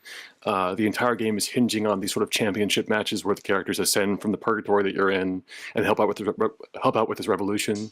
But what it means mechanically is you have to give up one of the best players on your team, and what it means narratively is you're probably the most invested in the characters that have to leave. And I think it does a really nice job. It feels very like unironically mature in the way that it lets you have to let characters go to pursue their own happiness. And also mechanically, I think it's really fun because you have to play with these really weird play styles and be in this sort of bittersweet state of mind for the rest of the game. Okay, sick. So Ash was on point for Great Ace Attorney 2. Did she write anything? I'll also be, yes, she did. I'll also be saying hers Thanks out. so much. Definitely the best Ace Attorney game. There's one boring case, and the rest of the game is digging into its characters, world, and mysteries with enthusiasm and aplomb. Excellent, charming cast, great comedy, and a soundtrack that starts out heavy on the reuse because they spent literally the entire soundtrack budget on the last fifth of the game to excellent effect. The music deserves special shoutouts past this too. The way that it is constantly layering character motifs across the prior game and the beginning of this one, and starts doing these incredible medleys near the end, toying around and reprising and extending and filling in the gaps, is just astonishingly effective at making its climax land. Bonus points for knowing which of its reveals are incredibly obvious and making the build-up more about simmering in dread as an inevitable conflict arises. Just a masterfully written narrative front to back. Nice. Then we got Pang's second favorite Mario game after Mario 64 DS. No. Oh, it's so true. Actually, that's so true. So I think this one gets a lot of shit now. I think at least a lot of us have cooled on it since it came out. I do think front to back, this is the cleanest combination of like the linear platforming gauntlet Mario and the open exploration Mario. The way it sort of segments it together is a lot cleaner than 64 and Sunshine when they try to do the same thing. It actually has the exploration on like the Galaxy through 3D set. I like that it's extremely anti 100%. When I originally played it, I did 100% it, and I like regretted that a lot. I think the fact that it's one of the few Nintendo games to give you the big final stage, like with only half the collectibles, it's saying something to you, right? Like, I give 64 the same props. I can skip all this shitty stuff. I can do the same here. And then that was sort of, I ran out of points, so I'm gonna tack on a life is worth living? Question mark. All right. I feel like that's. Hey, you sit on the bench and you talk to the guy. It's like, I don't know. Not if they announce Odyssey 2 on Tuesday. So fucking true. Now I need to upload this shit like way sooner. Okay. All right, we got John on Fight and Rage. 2D beat 'em up.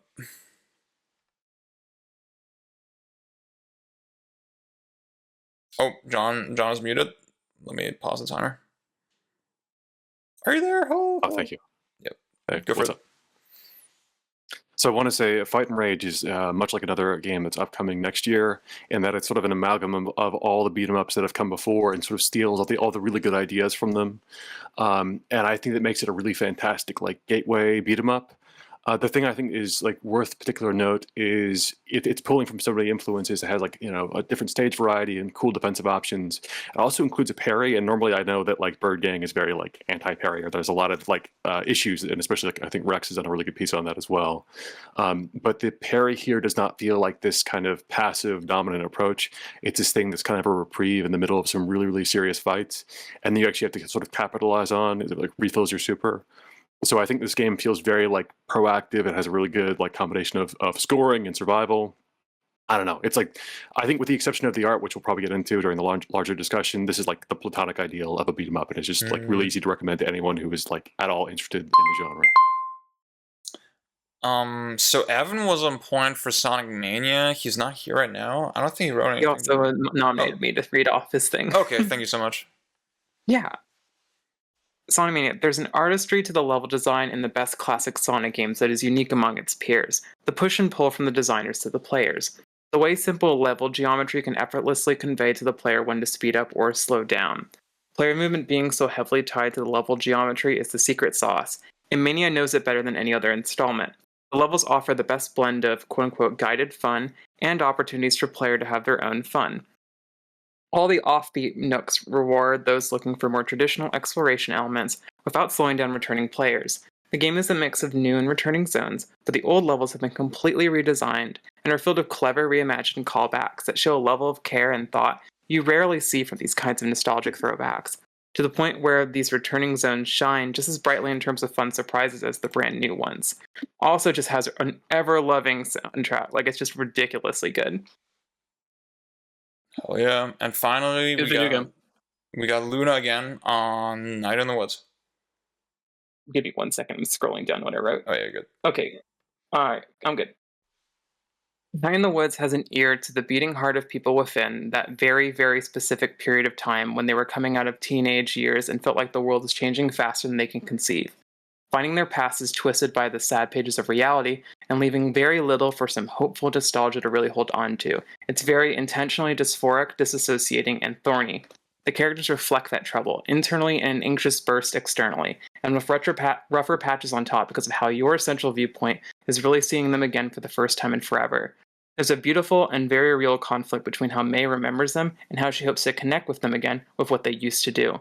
It's quintessential and just powerful angst. All the verbs for how the game plays just reinforce the attempts to settle in with them all. The walks are meditative and create a rhythm of familiarity, so that when you're finally getting to the real meat of whichever characters you choose to spend the most time with, it really feels like you got that privilege.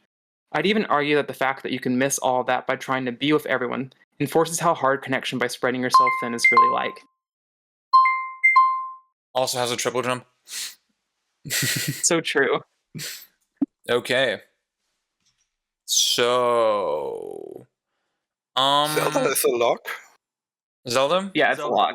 It's a lock. Does anyone want to complain right now?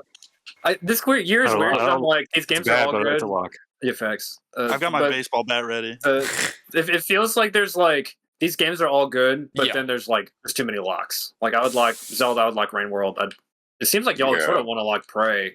I would like Prey. Prey's good. Yeah, and they just fight over the last slot. I feel like Zelda Rain World is at least a layup.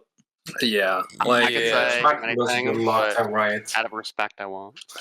I mean, it's a mess. It's a unique mess. So think about how much worse Tears of the Kingdom is. So Breath of the Wild's got to be like so true. So true. Don't open that kind of worms. All right, here's the actual map now. Is picking two.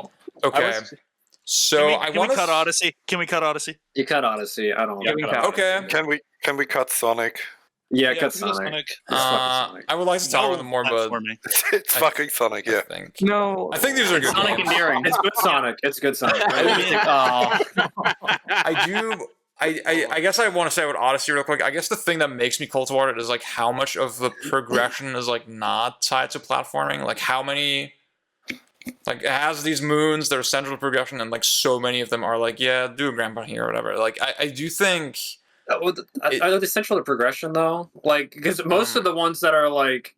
Well, because there's nothing really central to progression for the most part for like most of the worlds, and then, I mean, a lot of the ones where it's like 3 moons, fight the boss is like that's the actual platforming challenge. It's the part that actually uses the transformation. I guess for me, it's sort of like it's a very weird thing where there is kind of a linear story woven through every level, and then it's like okay, you can follow that, or you can just kind of fuck around and like for me, it's kind of ironic because it feels more segmented than a 64. Somehow, or more awkward. Like I like the game with bad level design, so like and objective design. So like that didn't kill this game for me.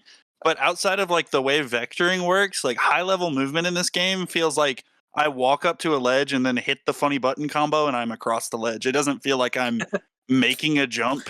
It feels like I am inputting the jump command in an RPG. There was a speedrun history that came out recently. Watching that, I had sort of a change of heart because I was in that boat for a while too. But also, just fucking cut it. Just yeah.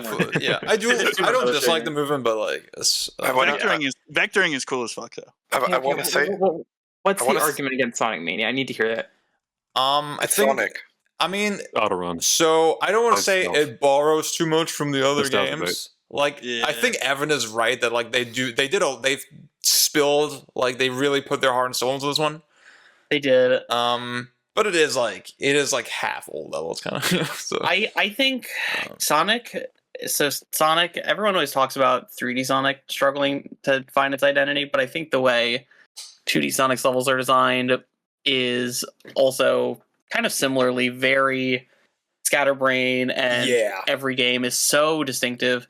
So I think what I value about Mania is, I mean, you could call it like a centrist dream, but it just appeals to every single corner like way better than you could imagine. Like I'm not a hater on 3 and Knuckles. I'm kind of like it's okay. But even then, I think while this game, you can very clearly point to 3 and Knuckles as an inspiration, I think it borrows enough and takes design inspirations from other games enough to where I think it is really valuable. except it does kind of shit on the CD levels, and they don't feel like CD levels, and that makes me sad.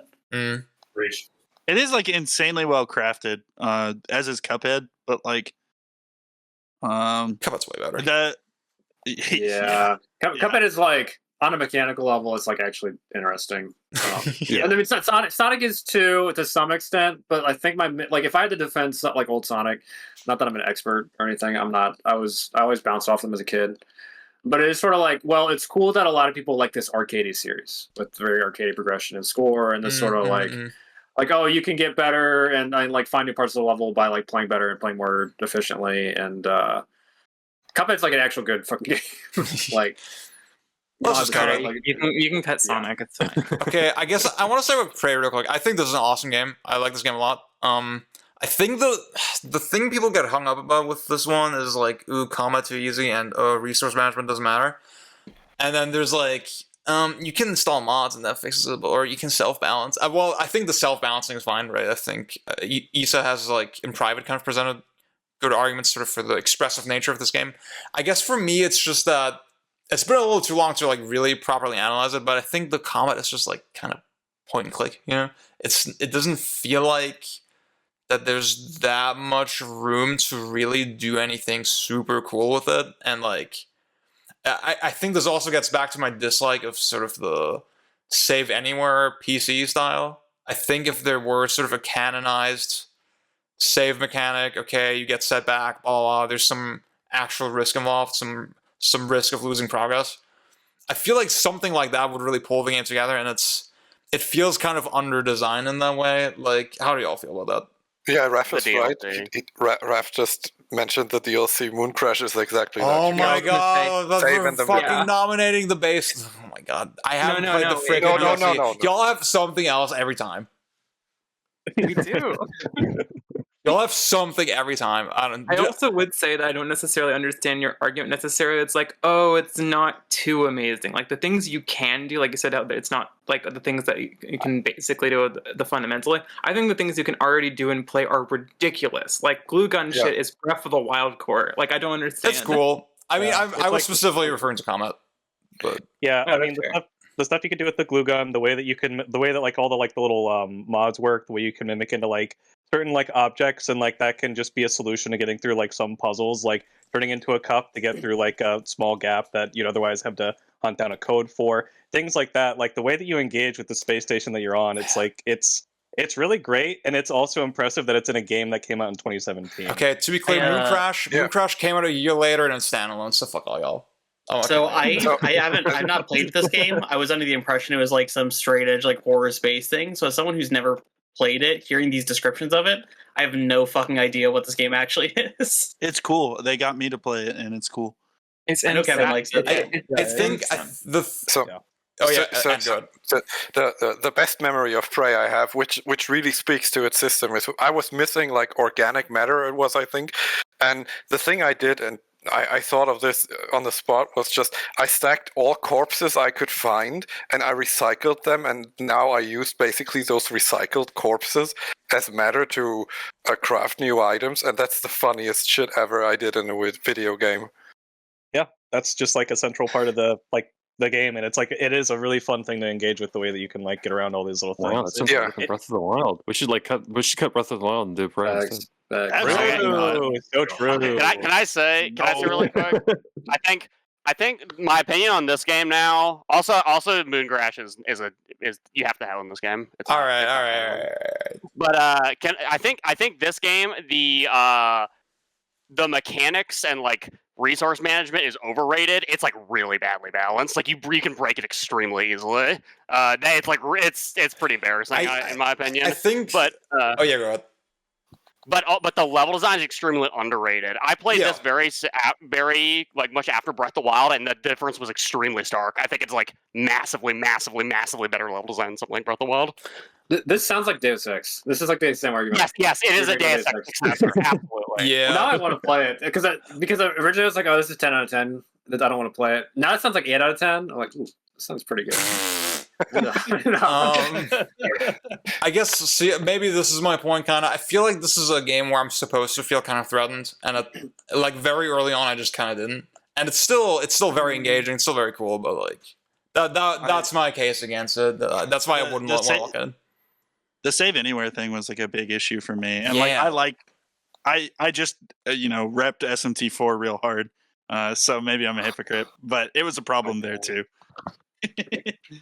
Can we talk about dropping Nier Automata? Yes. Yeah. So fucking true. It's pretty bad. I think think lost for name drops. narratively, I had to watch like my beautiful girlfriend, who I love, repeatedly come back to this game over and over again, and just the whole time was like, "This game is bad. This game is bad. This game is bad. This game is bad." She recently beat it, and the whole time I was just like, "I don't know." I think the hate for this game is so overblown. I think the hate for this game is so overblown. I think narratively it is actually. I mean, I'm not defending like the dialogue or whatever, but like it is pretty rich and thematically dense, like surprisingly so. And like I say that as someone, it did not click with me at all, right? I was like checked out after the first sort of fake out ending, and sort of going through the motions. But then the more I thought about it, I was like, yeah, this is like pretty clever, like the way everything kind of wraps up.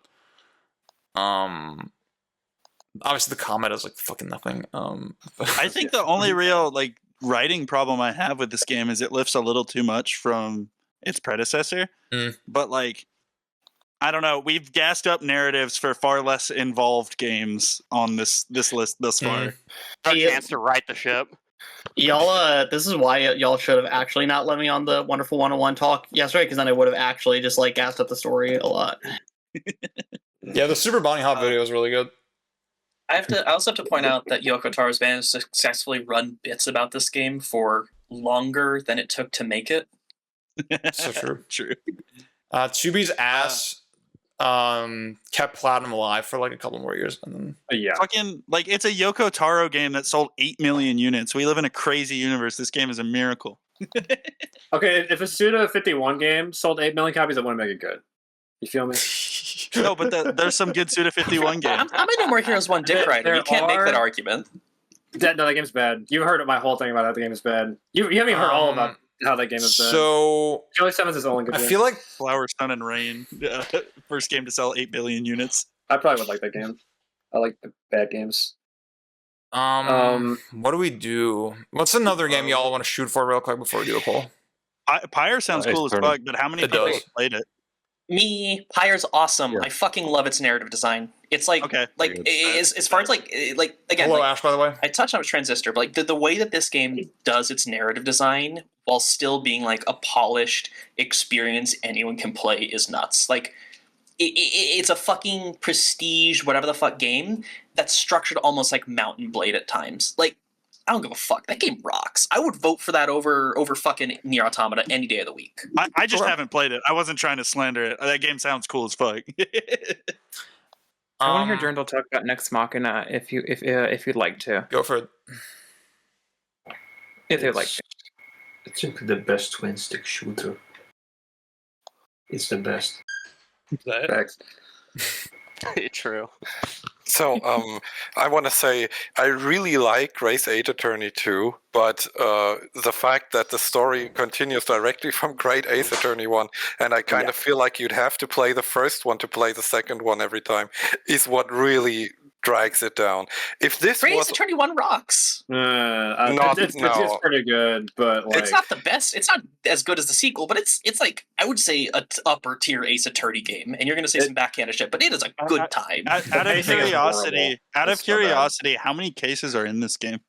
5, but the fourth and fifth case are basically one super. It's like 3 regular cases and then 1 Rise from the Ashes that's split into 2 cases within the game structure.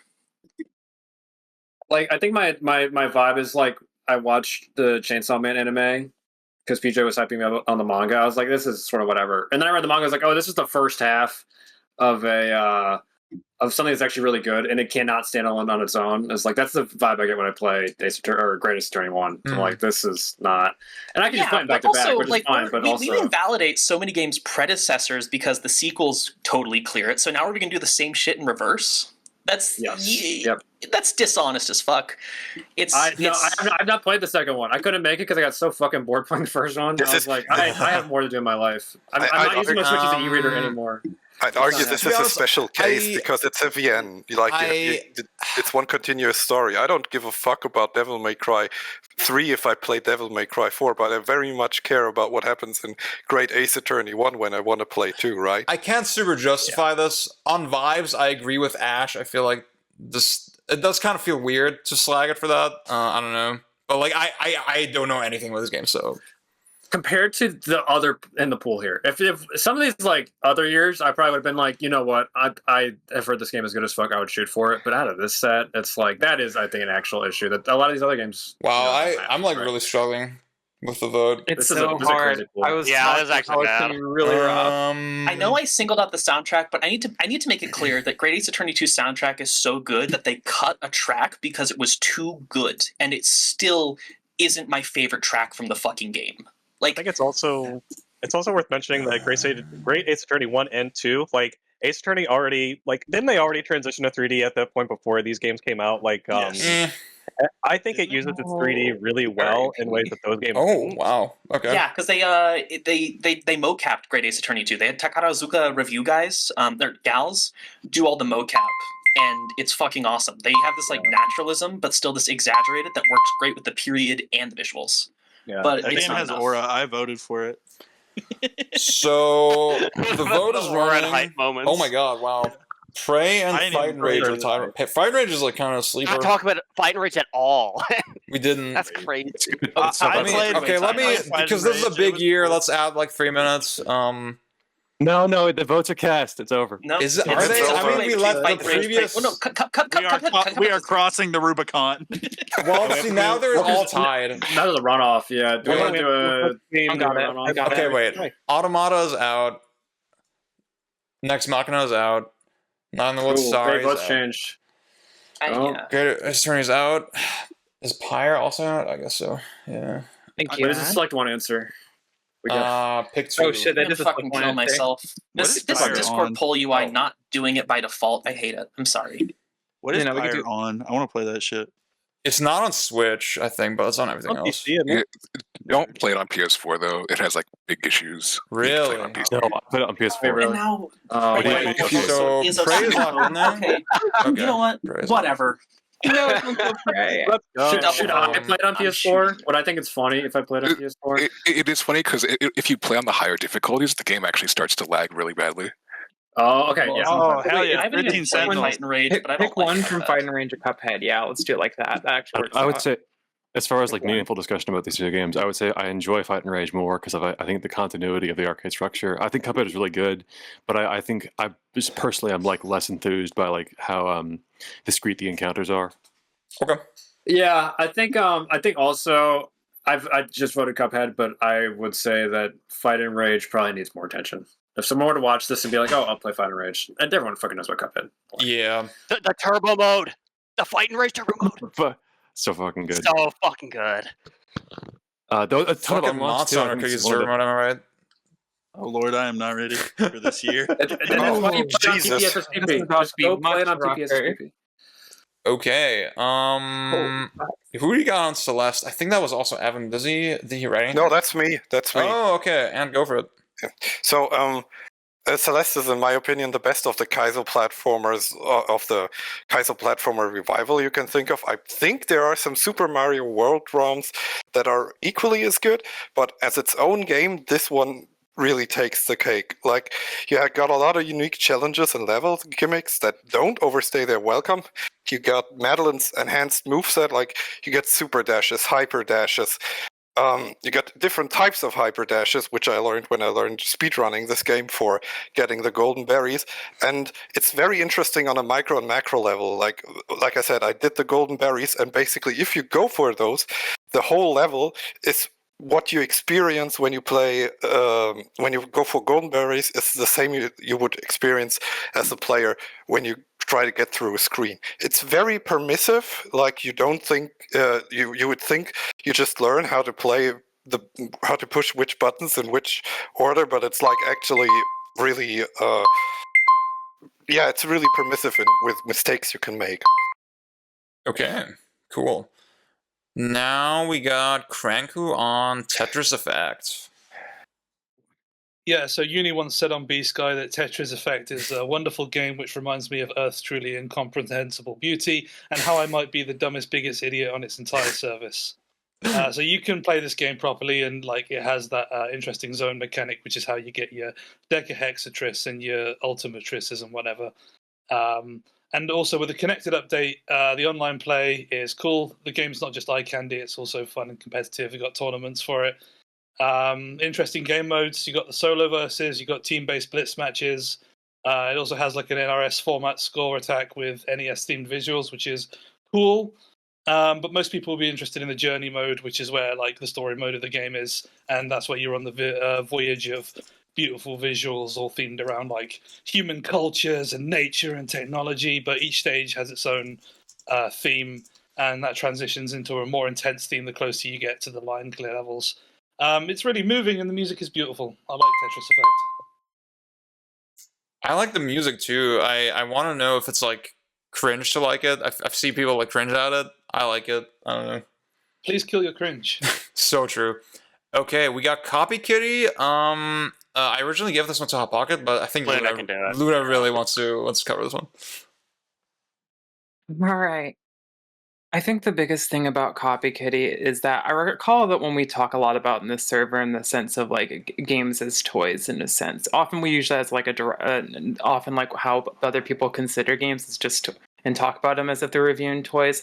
The thing about Copy Kitty, ironically, is it's just like the best ever semblance I've seen of the sort of like playing with toys kind of game. It has this huge, massive treasure influence that makes every single thing fun to perform. All the different combinations are just incredible and like interlock well with how you fight against enemies. There's such a ridiculous everything thrown at the dartboard design that's all built around. It's all functional. Every single last bit of like every single toy you play with and it just feels amazing to do, and every single enemy is designed really well around the crazy amount of options you can do. It has ridiculously amazing pacing, and it manages to complete all of its challenges up to its very, very end. Yeah, I should get back to this one too, because I didn't get to the hard mode. That feels like the sauce. Who's on point for Into the Breach? I think it's me. Okay. All right. This is, I'd say, the sort of one of the towering examples of the late 2010s indies wave of the sort of mature games coming out of that. It's just an insanely elegant game. A lot of games like this get bogged down in like really stupid undercooked mechanics or like numbers vomit. This game is extremely simple numbers wise. There are very few mechanics, but it's just balanced and framed excellently. Like it's balanced in such a way that you're always on the back foot, always having to proactively do things. It's got a ton of different characters, all which have sort of very simple little little simple sets of abilities you choose from, but which all have you play the game in very different ways. Like the roguelike structure is relatively minimal and well considered. It basically amounts to almost like a chess-like puzzle generator. Absolutely excellent game. I have enjoyed that very much. Oh yeah. And we got Alan on Rockman 11. Yes, sir. In the wake of the Blue Bombers' now longest absence between like new games ever, come back to this one a lot, which is weird for me because I'm not generally a classic Mega Man guy, but it like to say it is like the quintessential sequel in a series where it's numbered 11 might be a little crazy, but I can't think of anything I prefer in a different classic game over this one. The kind of obstacle course nature of screens in Mega Man has been brought to its peak. The gear systems are fun to play around with in a way that I think I would miss them if they were gone, even though they're kind of obviously a gimmick. All the powers are fun to use, and I like pretty much every stage in the game. It's just like simple, high quality Mega Man. I'm surprised that the Mega Man boomers they seem kind of tepid on this one. I feel like this one they're stupid. Yeah, I don't know. It's very weird. I feel like I agree with you. It feels like obviously the best one. Okay, we got the OST does suck though. See, every John game is like a quintessential John game to me. I don't know how to describe it, but like you just have an energy, just have an aura. Nice. Okay. Okay, go for it. All right, so fuck, I love this game. I think this is like the best game ever made. But as far as specifics, I don't want to be like get ground down in hyperbole. I would say this is not only like a fantastic like gateway shmup, but just like if you're interested in the mechanics and stuff. But I think unlike a lot of the other shmups on this list, your Blue Revolvers, Crimson Clovers, very good games. But I think Zero Range really nails the human element. I think that the way that there's like some real narrative intrigue when you first play through the game is fantastic. It restructures the game so like you're just making like progress as though it was an actual video game. It isn't you don't have to credit feed or go for one CC. It's just you play and learn the levels. And I think it has one of the all-timer true last bosses. Really fantastic, and I know I mentioned this with Fight and Rage, but really fantastic balance of like, dynamic difficulty. So it always feels like you're like really being challenged with the game, and then the scoring. It's very easy to get an extra life.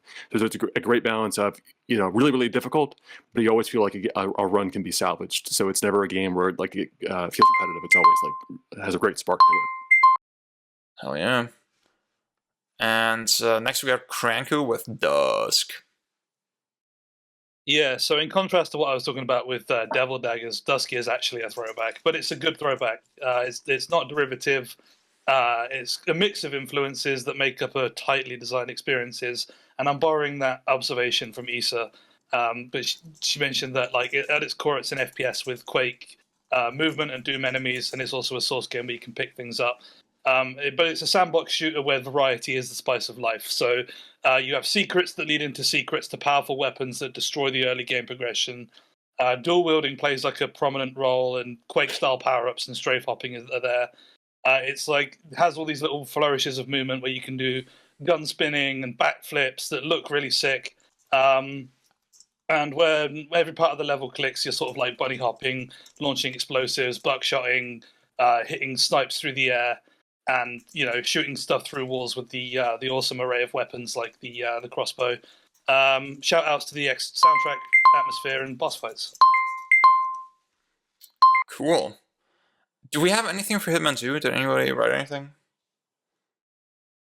I think Issa wanted to like talk about it, but she couldn't make it. Oh wait, did she write something? Because I can read it. I don't know. I don't think so. This one. I'm sorry. This one might be lost to the. Yeah. Does anybody want to say anything about this? It's kind of. I've heard it's excellent. Is this the best one of the new ones? I love this game. Yeah, it's definitely the best one. Okay, cool. Can I just ask how the fuck you would even play it? Because like they were just mashed together now either as well. Well, you can just play the levels, and I think they do like the frame narrative in their own little things. I haven't played too much of these games, but tentatively, like these are fun as fuck. Like it's a unique view of stealth, and it's a really effective implementation of it.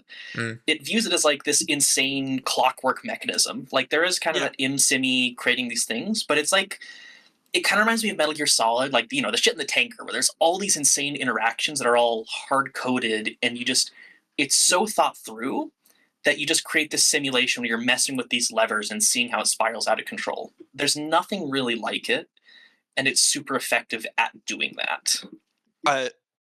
If I could add just like a little bit onto that, I totally agree with everything you said.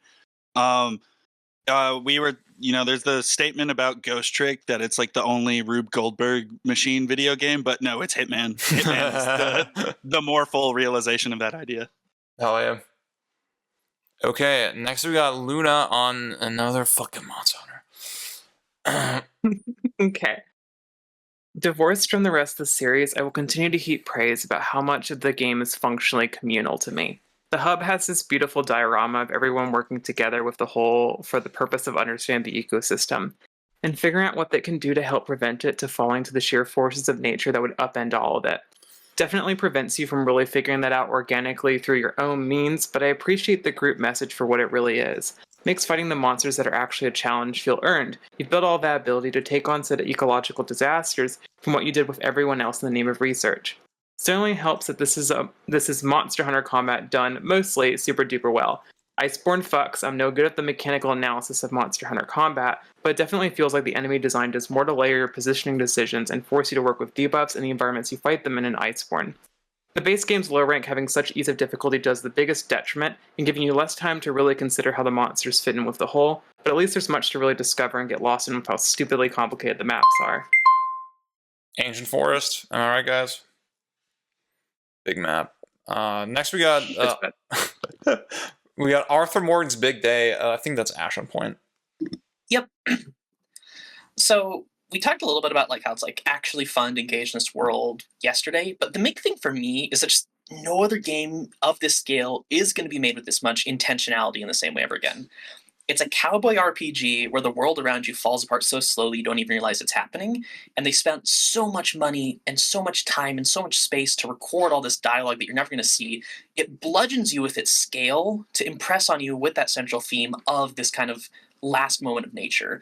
And the main thing that I wanted to say is that I really love the way that its morality meter isn't an objective measure of if Arthur's good or bad, like in a lot of games like it and like its predecessor, but it's just a mechanical reminder of this inner turmoil that defines him as a character. He's never able to reconcile himself no matter what you do as the player, and it makes this tinge of unknowability to him that even after you spend like 100 fucking hours in his shoes, shaping his decisions, tinging his life in these black and white directions, you never know him. You see him fight and you see him struggle, and it doesn't amount to anything. And it's so fucking good at conveying this. Like, it's crazy that this game has so much money and is like this.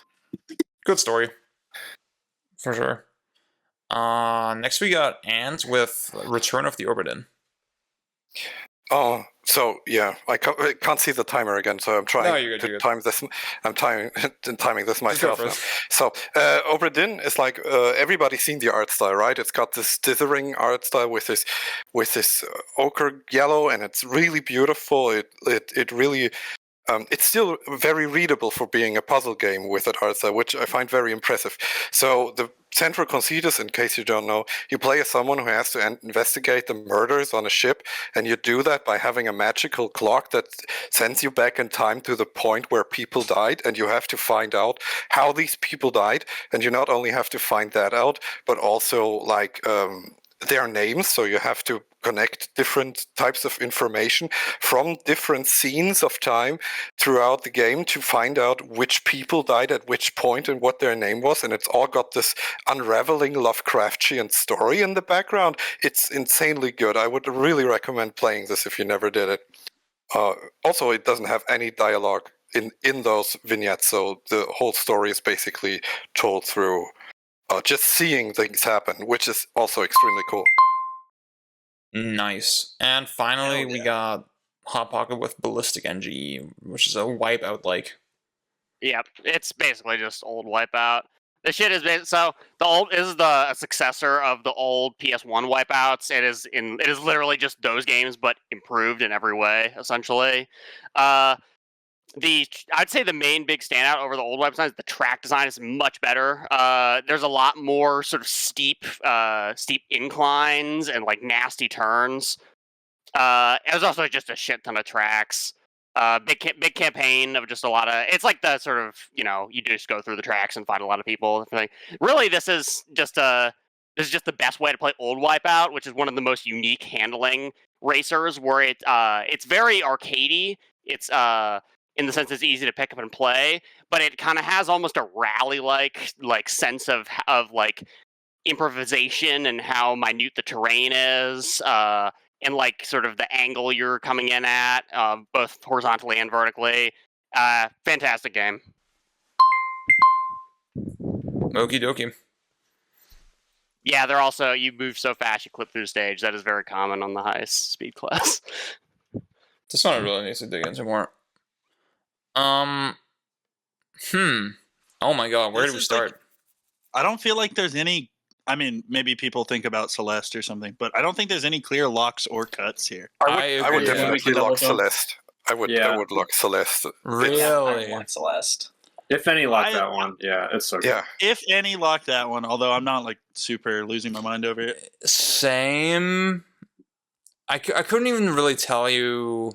I couldn't point any bad thing out about it. It just didn't super connect with me. Yeah, same. But I didn't play it that much. I feel like it is well it's got crafted. fucking awesome movement. Like even if the narrative doesn't land, it's got a lot of meat to it. Yeah. I think. Oh yeah, that's exactly where I'm at. Narrative didn't land for me, but the movement's fucking insane. It is cool. I think Maddie Thorson, she's like a Smash player as well, right? Like there's like very clear influence there. Yeah. I guess like in the confines of the sort of Kaizo-esque level design, I skill issue, right? But like I couldn't really appreciate that. I think this one maybe I just need to put more time in, but yeah, I wouldn't mind locking this one if y'all feel strongly about it. But. Yeah, we can lock it. I'm down for it. I'm definitely down.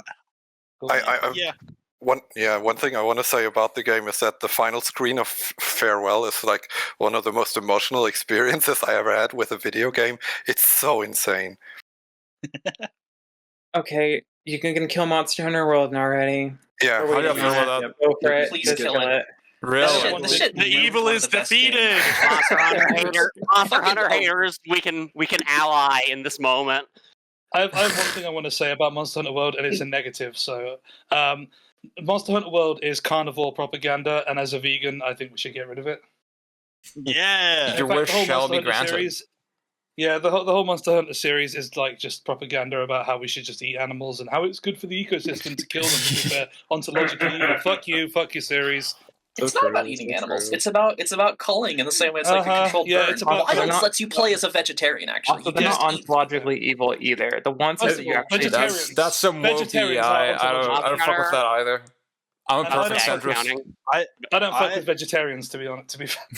Look, if you were indigenous in this one, cutting it by a full minute. So like, this shit's dog ass, dude. This shit, like it's a Monster Hunter game where you can't fucking play it because every level's got a goddamn slope. I like sliding on slopes, but like it's gone. Like it's deleted. Like I can't play any Monster Hunter game, so true. Also, sorry, I didn't mean to keep whining. I want to push back on RDR2 a little bit. Yeah, it's not an RPG. The morality is objective. Easy choices. They're easy to make. Money is irrelevant. Nobody gets the low honor endings. Sorry, I completely disagree with you, Ash. I think the scope argument about this is actually really compelling. Yeah, that is true. Yeah. I feel like a lot of us are kind of jaded about AAA production, and there's great reasons to be, but this game still exists either way, and it's like, man, we talked about it yesterday, but like it supersedes Red Dead 2, which was impressive in that own regard. Back then. So yeah, and I didn't want to. I couldn't fit it into a minute. But when I said the RPG, like, there's this thing I have where like, it's about using these systems as aesthetic elements. It's about impressing on you the scale of it by giving these tinges of like not building, but like you have these sliders, you have these mechanics. It uses its mechanics to create the impression of a world and then let you engage with it as you will. It doesn't have any meaningful pushback, but those mechanics are still there as an important part of this aesthetic of bludgeoning you with this whole teeming world of life. That was what I was like. That's my actual opinion, but I can't fit that into a single minute on top of saying all the other stuff I like about it. Yeah, that's something I want to touch on. There's something to be said for the polish of this game that like I'm in the fucking Louisiana swamps and I'm taking my jacket off. Because like it feels right, not because the mechanics actually have any fucking follow through, not because it actually mechanically matters, but because like something about this game is so immersive that you're like, yeah, okay, I'm a cool cowboy. Camp went a huge way into just making it a more personable and enjoyable experience. Just like doddering around a camp and listening to people and eating some stew. It's just like, yeah, I'm there, man. I'm in that world and I'm enjoying it. Like something that RDR1 didn't have. Yeah, I mean, I'll say it straight up. I did not finish this game. I don't like this game for very superficial reasons, so my opinion doesn't matter. However, I think it's easy to call out something like Grand Theft Auto 5 as like being a little more like grimy with its AAA-ism. So I think what I appreciate is that a game as big and expensive like this can exist, and it's kind of a real video game. You know what I mean? Not to say GTA 5 is not, because it's very clearly built on very immersive systems and the do anything mentality. But I think I just appreciate this more singular scope on it. See, John is pointing out something in chat that like I remember a couple of specific missions where I just thought it's so stupid for like Arthur to do this right now, and like something about this particular game, like the way they set everything up, the way everything's contextualized, makes it feel really egregious that you have such little agency in the plot. Like this is something you could say about like fucking every game, right? But like in this one, I felt the disconnect so hard sometimes, and like it is. Oh yeah, go ahead. No, but I was just gonna say I think like it's one of the weird like it is. I think it's like the I don't know the inflection point or something of sort of. I understand that like it needs to tell a story. Like this is the story it's telling, and like the characters are fundamentally doomed. But the way that they get to that in gameplay is really terrible, and then the way they get to that in gameplay is really terrible. And I think especially because when the game earlier on kind of establishes that there are these moments you can make decisions, and then the interaction that kind of dooms your character is one that looks exactly like any number of like it looks like all the other instances where you kind of have a little bit of agency in how you interact with characters, and I just feel like that is. There are other ways they could have, like, I guess, visualized or conceived of a big narrative scene that would move the plot along in the ways that they wanted. I feel like it's also way too long. I feel like it is a Rockstar vestige almost that like they sort of take for granted that you just go along with everything and like that it doesn't have to make sense, bro. Just go with it, you know. I mean, Again, without like, I spoiling think it is exactly. like. I'm sorry. Yeah, I was going to say, I mean, without like spoiling exactly like, what that moment is, I mean, I think the point of the game is also kind of like that it could have just happened like for any kind of like mundane encounter like this. Like that's what ultimately did it. I don't think that it needed to be like any kind of like big bombastic thing. If anything, it's like more like the blaze of glory, like, you know, towards the end is what matters more than like how we kind of how like he got himself in a situation like that after like, you know, that kind of encounter. I don't know. That's where I'm at. Yeah. I fundamentally view the choices and morality as just like lenses through which he views himself and through which you view him. Mm-hmm. Like it's not the whole story, and that like the railroadiness. I kind of like that it's railroady. I know that's a like almost contrarian thing to say, but the fact that like these different like the ending has like all these different states based on your morality despite having the same events, and they provide meaningfully different views of Arthur as a character. That's cool. I think it's kind of slick. I think it's like interestingly thought through in that regard, and also, yeah, the honor scenes are fucking sick. You see those hallucinations near the end, and you're like, damn, this is a video game. Yeah, I think where all of us are kind of at is like, yeah, this or most of us is that the peaks of this game were like, you know, cinema, goat, raw Kino swag, right? It truly had that effect on me, but at the same time, like, so much about it is just fucking bad, in my opinion. Sorry. I guess like do we cut it? I don't know. Is the pushback strong enough? No, I'm fighting against cutting it instantly. I would say I want to keep it as something to vote on. Okay. Like, I don't want to lock. I'm not saying to lock it in, but I also think it has enough merit to not get instantly just demolished.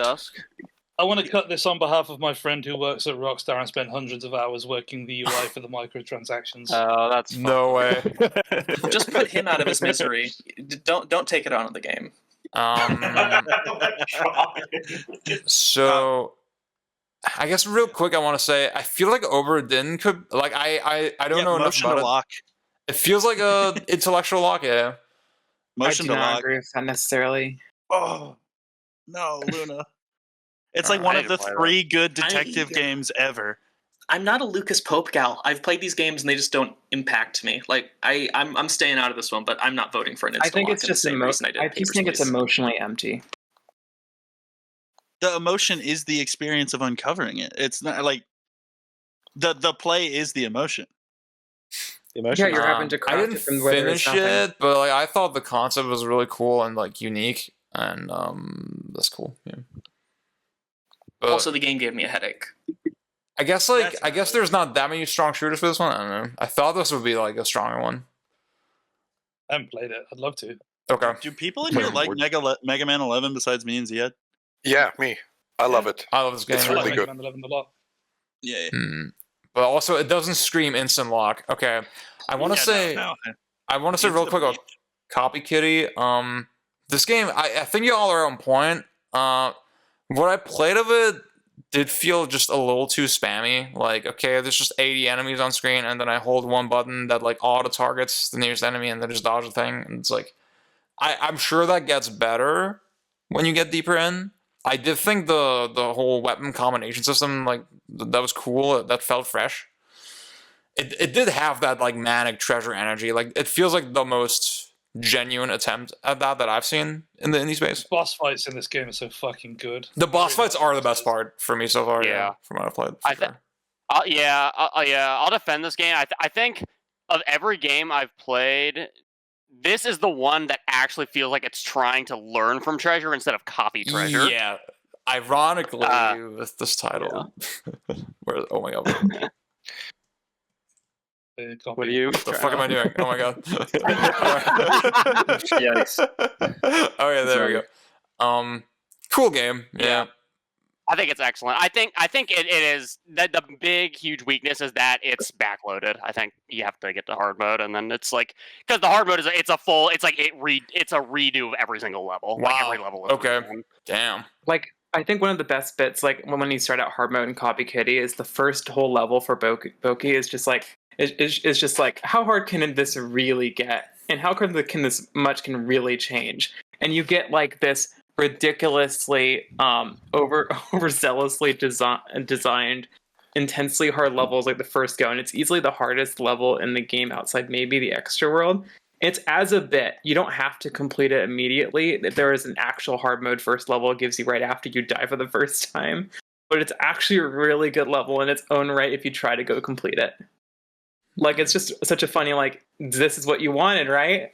Here you go. Okay, I think we killed Dusk. I would lock Into the Breach. Oh yeah, I was gonna say these are just jump focus on running. Into the Breach. I feel like there's not much you can say against it, right? I don't know. Yeah, Yeah, it's a turn-based game that like the most turn-based haters I know dislike. Sorry, other way around. Yeah, I didn't It's get fucking far into solid. it, but like it did seem like pretty sound. I wanted to hate it because all of you are like, this is good everyone Fire on, Emblem. yeah, oh, it's good Oh, Fire fucking Emblem. Me when apples to oranges. Yeah, it's like not my favorite game, not even my favorite turn-based game, but like as a pure combat sandbox, there's very few that are like more interesting and robust. How does the RNG kind of the level generation? How does that play out? Sort of like is it? Would you say it's always like quote unquote fair or? Yeah, I would say I've never had a moment where it's like this is unwinnable because Cool. it Okay. like there's RNG and you can definitely get put in bad spots, but it's like it's a very rare. I mean, once I found out that like you get health points back after every round, I was like, oh okay, this makes much more sense. Like there's like actual like resource trading, and I can tank some damage as long as I don't die. You know, it feels pretty well balanced. Here. Huh? Yeah. What's up? You need to argue against Tetris Effect's guideline. Oh, okay. I have a crazy Tetris Effect take. I think the music's sort of bad. I don't think that's a crazy take. I feel like that's I think a it's lot of like people the said that. jazz level. Like I we can argue about that. I The think jazz level it's makes definitely fucking corny core. I think. Yeah, it's so corny. It reminds me, like, it's like, because obviously I love Luminous. I think Luminous is great music. This reminds me too much of the fucking, what is that game called? Amplitude. It reminds me of the Amplitude reboot, which is not. Don't fear sincerity. This shit's bleeding from You its could from its go every to my. pore. You can go to my regular music. You can find so much goddamn. I will say that sincerity. I think this. Yeah, this does not sound good. The stage 2 like skunk rap music had better lyrics in the beta than it did in the final game. That's crazy. That's crazy. Yeah, I don't know. I think the thing is I think Tap, like, because this is like the vibes Tetris. It is really cool visually. Yeah. Playing more Tap, I think it's a better vibes Tetris, and it's also a good game. It's okay. I will say Kinda I've only crazy. seen videos of this game, but I find I find the aesthetic of like, oh, we're all connected. I find it extremely cheesy, but that's just me. It is cheesy, but like, I'm okay with it being cheesy. I'll say input lag. Yeah, it's I'm not pretty gonna lie, laggy I'm shooting game. for it, but like I don't feel as much about it compared to the other fucking games by this guy whose name I'm not remembering. Like fucking Mizuguchi. Rez, Yeah. that shit goes crazy. Like Tetris This is Effect one of is his like worst games. Yeah. yeah, but it's still pretty fun. Okay, I think Ballistic NG and Zero Ranger, they deserve like a lot of love probably. Real quick, is there anything that we like? I think that there's again not much contention you can put up with either of these games. I do want to mention that Ballistic NG's workshop maps that people have made. There's this one creator that's made like a ridiculous like amount of maps for Ballistic NG, and they're just like almost all some of the best like maps in any kind of like racing game I've ever played. They're just crazy. I was exploring them with my girlfriend, and it was just such an insanely amazing time seeing how there's like particular gimmicks it plays around with. Like there's some 0G racing segments in it. Yeah, I'd say Ballistic NG is a perfect racing game. Like, Oh, damn it. I lost torn this. between I gave Copy Obra Kitty away Dinn for and that Zero one. Ranger. I tried. I'm sorry. It's not happening. Return. No. I will play Copy Kitty soon. I will do unspeakable Shoot, things that at least okay. people play Copy Kitty more. Okay, Ballistic NG is in. Then it's Obra Dinn or Copy Kitty? Is that what I'm saying? Or Copy like, Kitty. Zero Ranger might pull ahead. Oh, Zero Ranger just pulled out. Yeah. Damn. Zero Ranger is basic. I think Okay. Zero Ranger probably deserves it as our I'm not mad at that. I'm kind of surprised it didn't get locked. I'm not gonna lie. We need Same here. we need a preferential voting system. Good for me. Let me vote. Get rid of Dusk, Hitman, and Yeah, Tetris. this was a brutal year. So we should do a statistic at the end to see how many games with low votes got locked in. A surprising amount. I think the Sonic took last time. Yeah. That's what I was thinking, right? Raph was trying to talk to explain Ballistic NG, and then he just cut out. So he's just like, "Yeah, this is the best racing game of all time." That's all I said.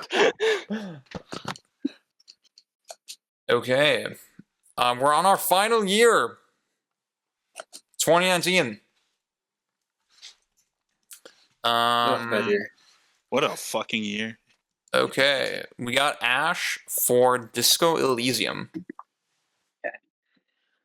So I'm just glad this game came out and was the force it was. I'm glad that the new standard bearer for like RPGs and gaming is something written by people with a backbone and worldview. I'm glad that video games are reckoning with universal resolution mechanics and decentering combat in mechanics-heavy RPGs like this.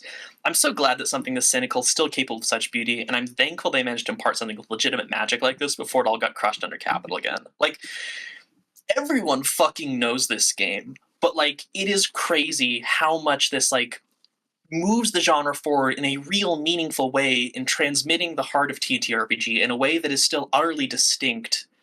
There's fucking nothing like this, and the fact that people keep trying to make games like it is the ultimate symbol of that. It is epochal. I fucking love this game.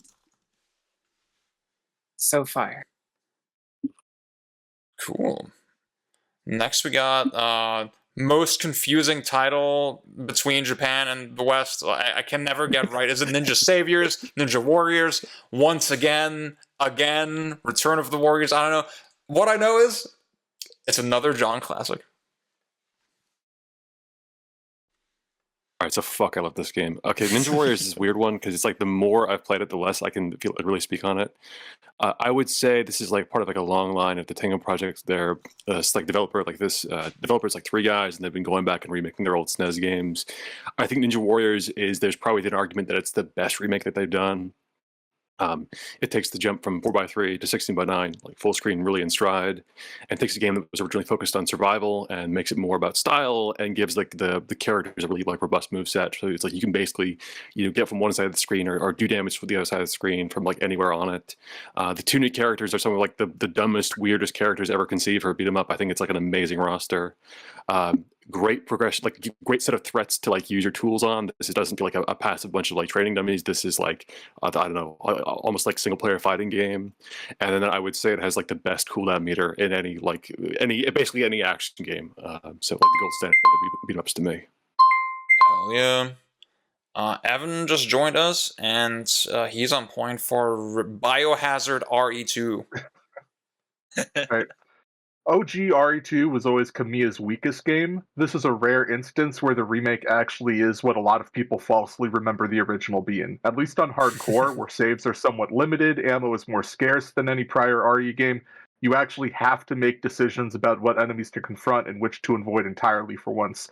The police station is opened up just enough that routing is something to seriously consider, and the defensive knife mechanic, along with informing you of missed pickups, makes it tempting to go on risky runs into hostile territory out of greed.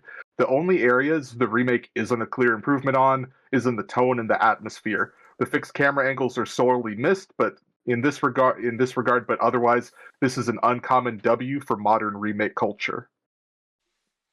Fuck yeah. Now we got, I think, some more Scandinavia core with Pang. Nice. So yeah, Baba is You.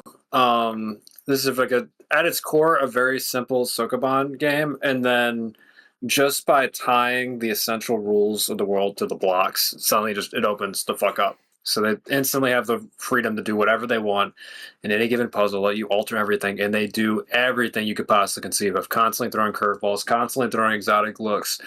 I think most people would say, like, in terms of like puzzle, like scenario design, this is the GOAT. I think the way this game feels to me, because it's very hard to describe on like a generic level, because every part of it feels so different. But every single level feels like you're taking, like you see the level. It's like my aesthetic obfuscation idea. It looks normal. It looks like, oh, I'm gonna like approach it this way, that way, and then you start just taking apart the entire level, the entire concept of the level, until you can rearrange it in a way that lets you get to the goal. And that is just like the way it does that over and over again. Incredible, fucking great game. Okay. Next we got Death Stranding. Gary on point. All right, I promised Raph that I would talk a little bit about this game. Death Stranding, I think at its best, Death Stranding is a game that you just kind of like get to, very like peacefully just get to like, build your kind of like progression tree. Like, it doesn't really have a progression tree, but like the tech trees, building roads, getting to like, better vehicles, optimizing things like that. It is a very like kind of fun idea of like going from just like, your very basic walking around delivering things to like getting like full open roads connecting everywhere. It like getting to that part like very organically in the game. At its worst, you have to trudge through some of the worst enemy design encounters I think I've ever had to get through in games, where the mules are a chore. I never had fun fighting any of the the BT encounters.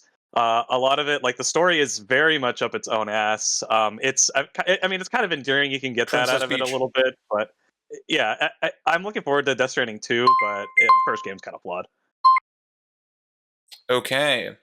Next, I'm covering Devil May Cry 5. The main thing that sticks out to me with this game is that it tries to bridge the gap between I'm abusing this word, arcadey sensibilities, and by that I mean just how movement works, how hits feel, how recovery feels, cancels feel, all that sort of thing, and like naturalism. So these really giga detailed, AAA impressive, like PBR lighting, fucking ass graphics. In that way, there's something kind of weirdly uncannily impressive about playing it, especially, given the context it came out in, the weight and all that. Cool. I don't think it bridges that gap that successfully. I think this game feels like, on a fundamental level, kind of sludgy and not that great to interact with. The enemies are way too docile. Nero is kind of fun. I don't really like this game that much. All right. So Asda wrote something for 13 Sentinels. And I will be reading it off as well. Thank you so much, Luna.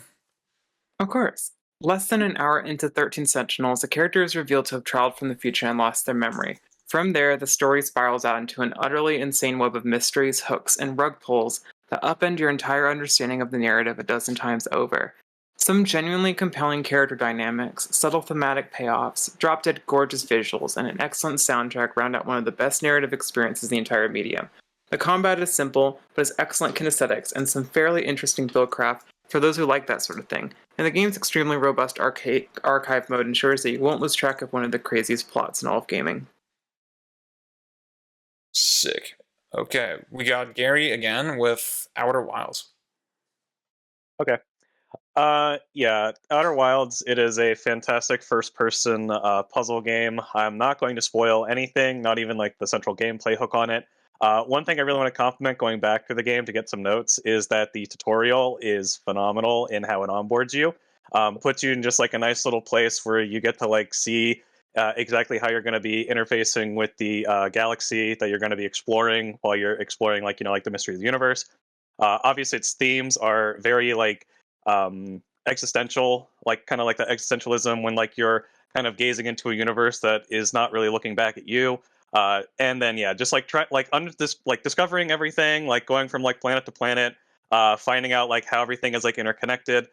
Game doesn't really have any fluff as far as like discoveries that you're making. Everything is connected, and when you finally put all the pieces together, and you kind of solve what's going on. It feels very fulfilling. It is a phenomenal game. I recommend it to literally everyone.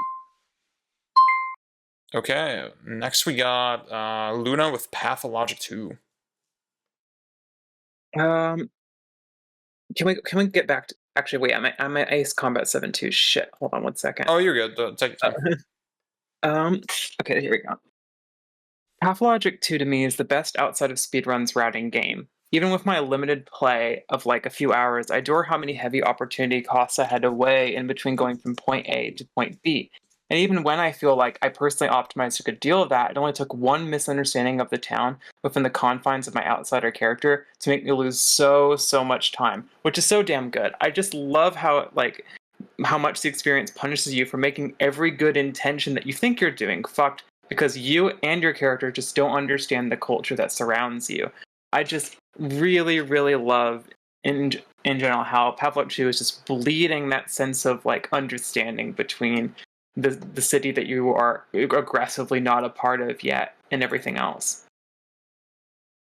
Nice. Luna, you also wanted to cover Ace Combat, right? Ace Combat 7. Okay, so I have a clip to post, but if we're not able to do that... Oh, yeah, I don't want to...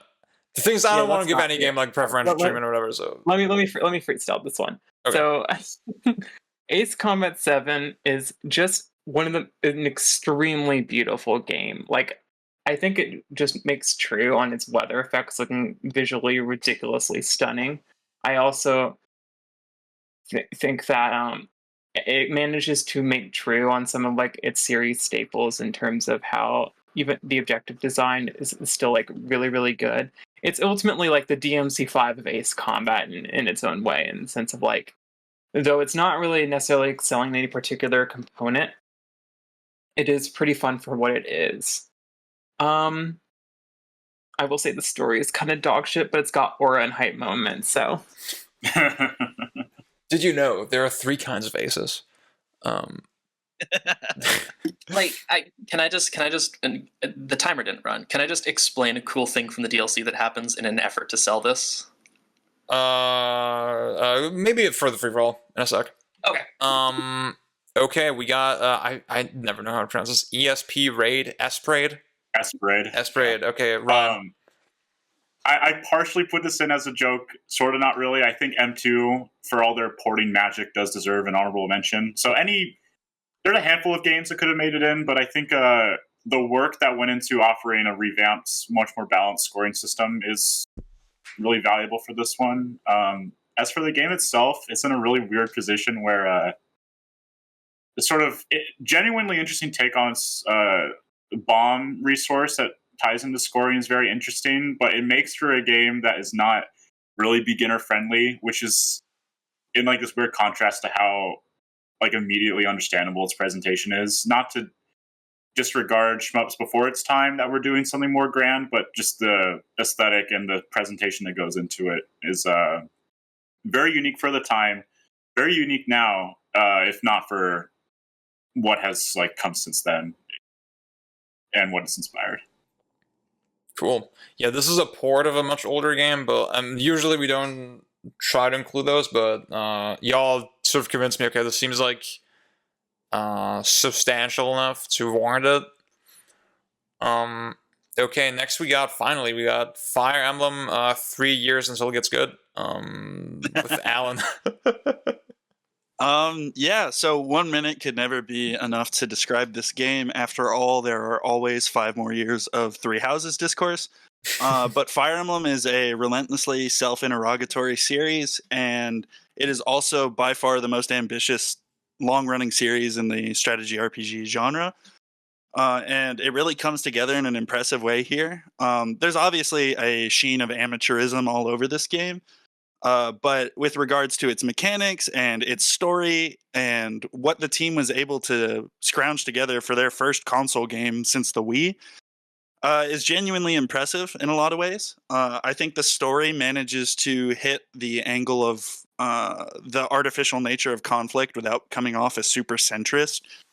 Mechanically, it does things no other game in the series or the genre has done, and it absolutely deserves to be the best-selling SRPG of all time. Woo! Okay.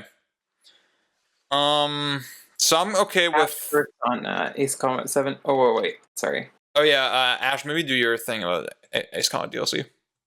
Oh yeah, sure. Like, so this game, like, Luna was gonna post a clip of the dynamic music because, like, the base game has like this huge fucking capital M moment climax. Everyone knows this Daredevil moment. You don't know what actually happens in it, maybe, but you've heard the words Daredevil moment, and the DLC does something even fucking cooler because, like, Daredevil's like this scripted moment where the song has like a drop. And the DLC has this dual fight, or, you know, fucking Ornstein Smo, whatever actual good video, like, revered video game boss you want to list. And it has this, like, crazy composition that oscillates between this, like, 80s Top Gun guitar riff and this super chaotic keyboard solo that keeps interweaving.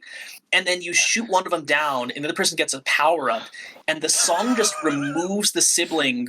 The laid back one gets the guitar riff, the crazy one gets the solo, and it becomes so much more imbalanced and chaotic as you go in the second fight. It's so fucking cool. I'm so excited for Ace Combat 8 to be a real video game. Hell yeah. I need to get my joke in. Just joking. I'm just joking. I need to get this joke in where I was streaming this game for a bit and I was watching like the sort of CGI live action shit, and it had like it's like AI grain filter over it, and that's where my joke came in, that this game is like fucking AI generated or some shit. It is one of the Ace Combats. So it's chill. It's chill, but I had to say it. I'm okay with cutting DMC5. How do y'all feel with that? Yeah, cut it. This so shows like a pivotal moment negatively. Ziad, you forgot to mention your classic thing about Nero being a centrist, which is actually representative of the fact that this game is mid as fuck. DMC5 made a contingent of people unable to be normal about mechanical critique for the rest of their lives. That's true. I mean, I hope I did a decent job of sort of explaining why it fundamentally kind of fails. Because, like, I think to the average person, it's like, yeah, aura and hype moments, you know, like, well, what do you want? But I think it's one where the more you play it, it's like, like, I think we've already got the aura and hype moments DMC, and it's DMC3. We didn't need another one. Let's be real here. Like, DMC5, like, I like the final level DMC5. Nothing in DMC5 is as good as DMC3's opening or Virgil fight. Like, it wants to be the aura and hype moments, but, like, none of the cutscenes are as fucking cool as DMC3 cutscenes. Like, that's the cutscenes are very stilted in 5. Yeah. Obviously, DMC4 is the best one. To clarify, but no, the first one's the best. DMC1 is the best one. Yep. Yeah. My fucking goat. Don't chum the waters when we're on a timer. Let's go to shitting on 13 Sentinels. Let's go 13 Sentinels. Let's do it. I said it in the chat, but first strategy game with no strategy. I love this game to death, but it honorable mention coded. They patched it on the Switch. Mooncraft DLC. It's a game that, like, it fetishizes the concept of having a plot, and, like, it's about narrative construction, and so little of that shit is, like, meaningful or impactful. Like, it's a fucking roller coaster ride, and you walk away and it's like, whoa, I felt those G-forces. Nothing about that is going to stick with me for the rest of my life. Nothing. This game is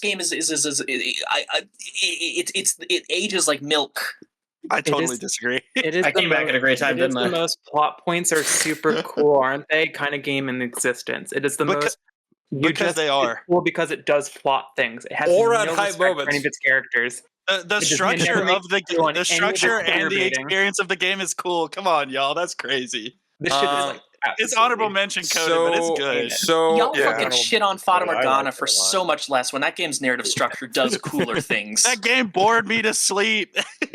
So did 13 Sentinels. 13 Sentinels is key jangling. 13 Sentinels starts. I guess. See, I mean, I don't know if I felt with It's that a mystery box criticism against it, because, like, I mean, I guess, like, if it feels like hollow at good spreadsheet. See, I think for those who haven't played it, the final twist, I think the reason this criticism comes up is because the final twist very literally sort of invalidates everything that happened before it, right? I feel like it doesn't. I mean, I'm okay, Alan. Like, I'm very much simplifying. I don't. God damn, this is really hard to talk about. That's why. No, it's fine. It's fine. I don't. I do have, like, sort of a thematic read on, like, what that's supposed to mean, right? I think you can sort of wrangle it in a way where it does make sense. I I guess if I had fun with it, if I had fun sort of following the mystery and like figuring out blah blah, like does it really matter how substantive it was at the end? I don't know. That's sort of my take on it. Y'all are looking at the most like magnificently constructed plot like ever, and then are like, but the themes aren't there. It's like the plot, like that is valuable in and of itself. And the characters are not there. Style is frosting on a cake. Okay. That's crazy. That's crazy. No one likes this game. Get it out of here. So Sakurai likes it. That is a big thing to me. That made me go, and I never played it. So I'd say if the this style is the substance thing.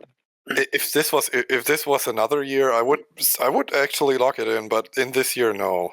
I'm not even arguing to lock it in. I just think we're dog walking it for no reason. Yeah, I agree. I want the gameplay sucks. To me, the one game that really feels like a lock is Outer Wilds. I didn't finish it. I still need to go back to it, but that's the intellectual pick. Again, classic. Can I argue against? I think Bloodborne 2 should be like the. Hotbox wants to argue against it. Cool. Okay, go for it.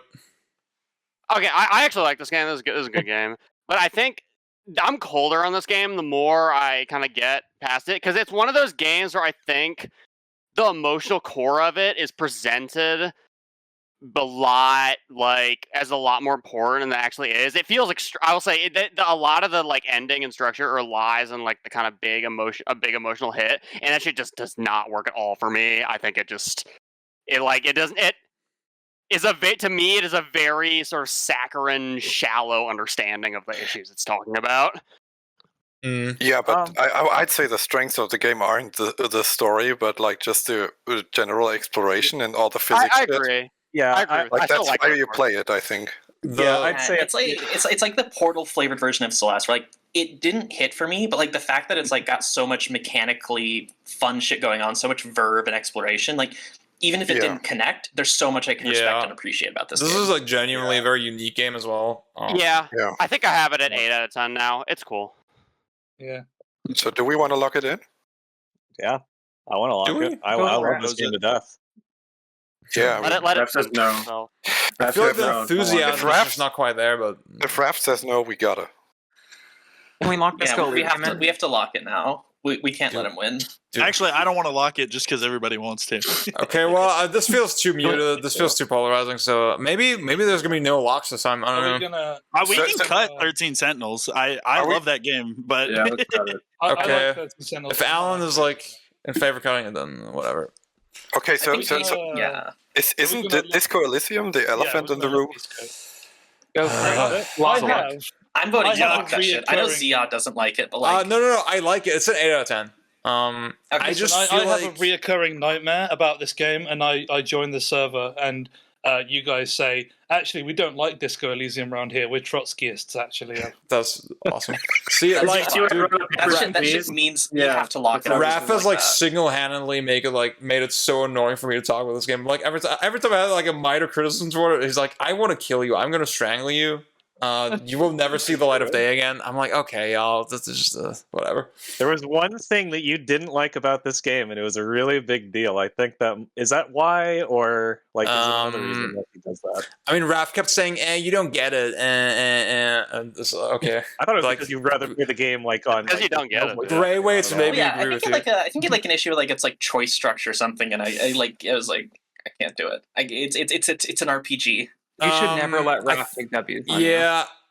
Dude, I can't even articulate it right now, but like I think the main thing for me is like I don't find the thing that it's doing like mechanically that impressive. I think the sort of non-linear, quote unquote non-linear branching narrative for me, that's always like a game design dead end. And yet this game does it to a level of like expansiveness and detail that is cool and unique, but I felt like I was constantly brushing up against the limitations of that, and like I could just tell where the game is kind of putting up walls and be like, nah, you can't do that right now. I want you to go to William Shakespeare and just say, like, have you tried like not being unconventional for the sake of it? What? Okay, the difference. I've been saying this. The difference with books is that you can flip to a random page and read it. They're open ended. Yeah. But every single game is like, oh, you have to play it in an order. They're so structurally abhorrent. You're not making every book is a choose your own adventure. Exactly. I think the thing about Disco Elysium is it's like focused on like the tabletop RPG experience, but it's an unconventional form of TTRPG, and every fucking gamer only knows D&D because they have no knowledge of what anything outside of video games can be. Like this gets at the appeal of TTRPG games. See, this is like I hate this argument of like, you just don't get this thing, you just don't know this thing, and this. Yeah, I was saying that's a joke before trying to articulate its appeal. To me, I think the fact that it manages to hit the TTRPG pushback, this dialogue where the player is interacting with it on this half meta level, half in character, and then there's this level of reactivity and pushback. It's not perfect. Nothing can be perfect, and the fact that it's trying to imperfectly translate something fundamentally human into an inhuman space is a lot of what I find fun about it. What did Warren Spector say? We have better ways to simulate stuff than dice rolls. I think my take is that like you could do this better if you hit the guy and they fall down. So sick, yeah. Like it's all good. I feel like this game would be so much better with Gen AI. Like if it could kill yourself. All right. Haggard's like trying to sabotage me. Oh my god. Someone had to say it. Can we cut Ace Combat and Esperday? I think they're good games, but I don't know if they're gonna get enough support. Yeah, I'm not. I like Ace Combat. I don't like Ace Combat. I'll defend Esperade. I'll defend Esperade. Okay, my fucking goat.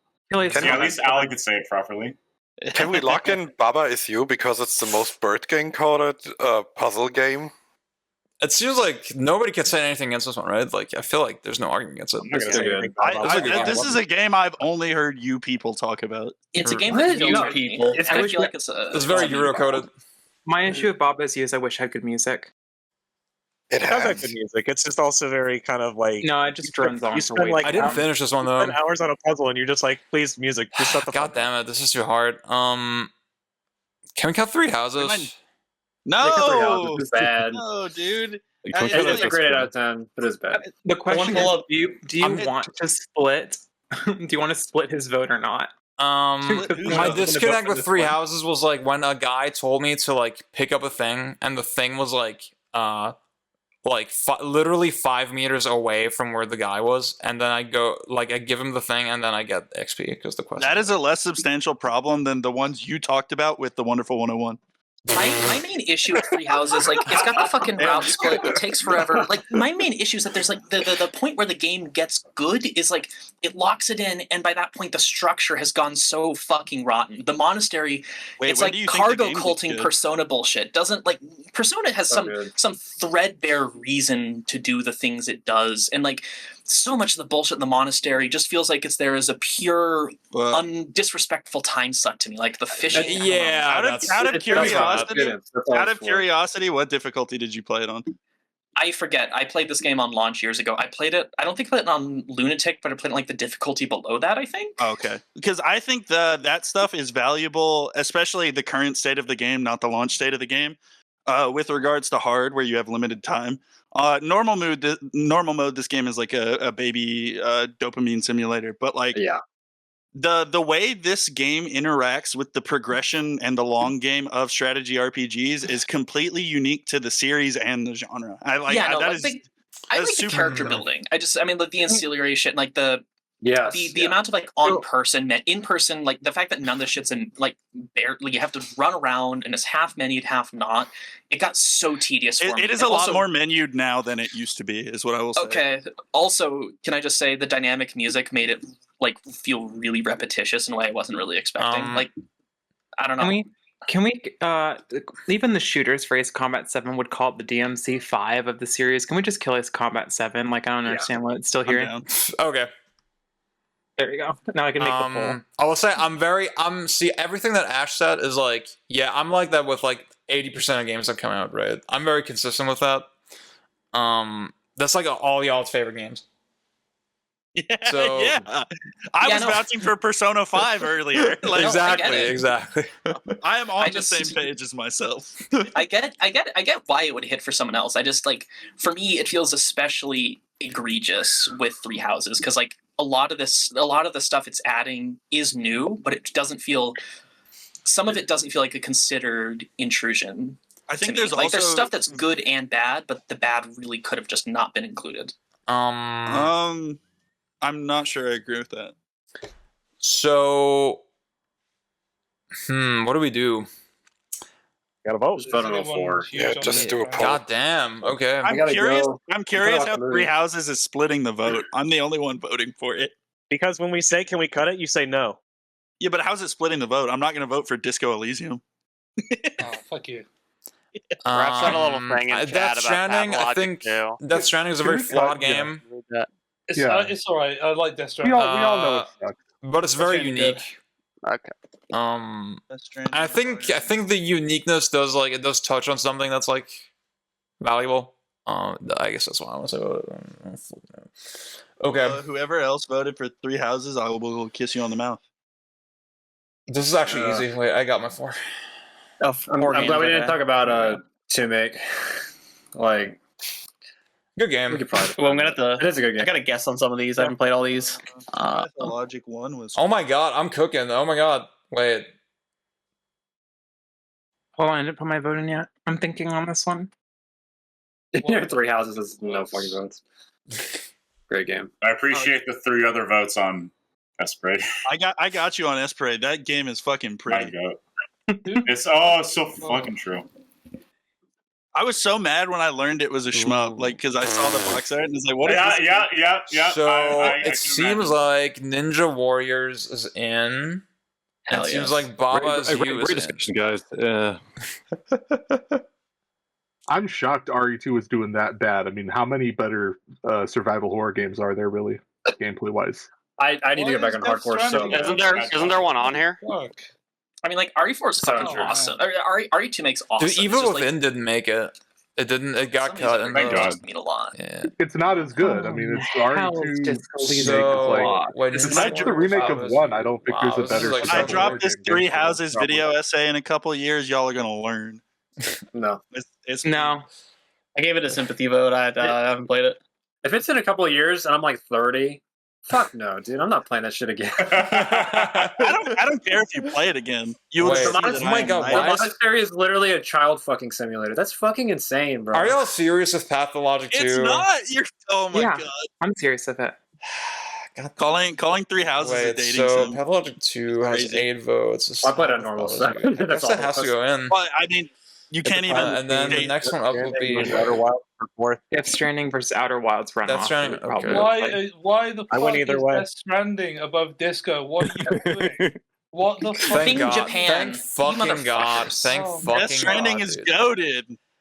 Bro, shout out to Die Hard, man. My goat. Wait, Outer Wilds and Death Stranding. John fucking McClane. Death Stranding is Kojima's best game. Can we not just be like unique snowflakes for a little bit and not suck Disco Elysium's cock? Like I think that's gonna make our list better. No, This may be one of the. Disco Defend- Elysium fucking owns. The underappreciated indie darling, Disco Elysium. I don't like tabletop games. I like when the screen light up. Yeah, you guys understand that. I'm gonna say, I feel like Death Stranding might inspire people to actually go hiking, and I feel like Outer Wilds probably wouldn't. Like Death Stranding might actually inspire like Yep. some positive. I would think I feel like the Outer best Wilds is the correct pick, but I like Death Stranding more. So. It's not, Yeah. I Outer Wilds got one extra vote. Oh, shit, there we go. Now, good bet. I'm feeling No, it. Can we Outer do the real Wilds vote now? has one more vote. We got like Pathologic as the like one pretentious. No, Outer Euro pick. Wilds has one more vote No, it than Death doesn't. Stranding. And the runoff. Wait, what? Look at the There's no, a- there's the a runoff runoff. is fine. It's 8-5. Yeah. Oh, fuck! I didn't know that was happening. Oh Yep. shit. See, all I'm gonna say on Death Stranding is that on launch day, I walked through the rain 30 minutes to my local GameStop and bought a copy, and it was a very good. It was very poetic, I guess. You played the game before you bought it. I did, yeah. I was predisposed to liking it. The loss of Disco Elysium may be one of the biggest moments of Thing Japan of the server ever. This is like, imagine if like, this is like. You don't like it that came out much. I don't know if y'all like it that much. I'm taking every single leftist card away from you all. How pocket up Devastation you talk about Disco Elysium? I just don't care about tabletop games. Grah. Fuck. I mean, You don't need to care about tabletop games to like Disco Elysium. It is a much more interesting and much more knowledgeable narrative than Death Stranding will ever be. True. But in Death Stranding, you can drop kick people. I can just go join it. You can drop kick a fucking. You can punch a child in the face in Disco Elysium. Come the fuck on. It's like The basically guy watching can punch a cutscene. child. I can't. And Death Stranding, it's mechanical.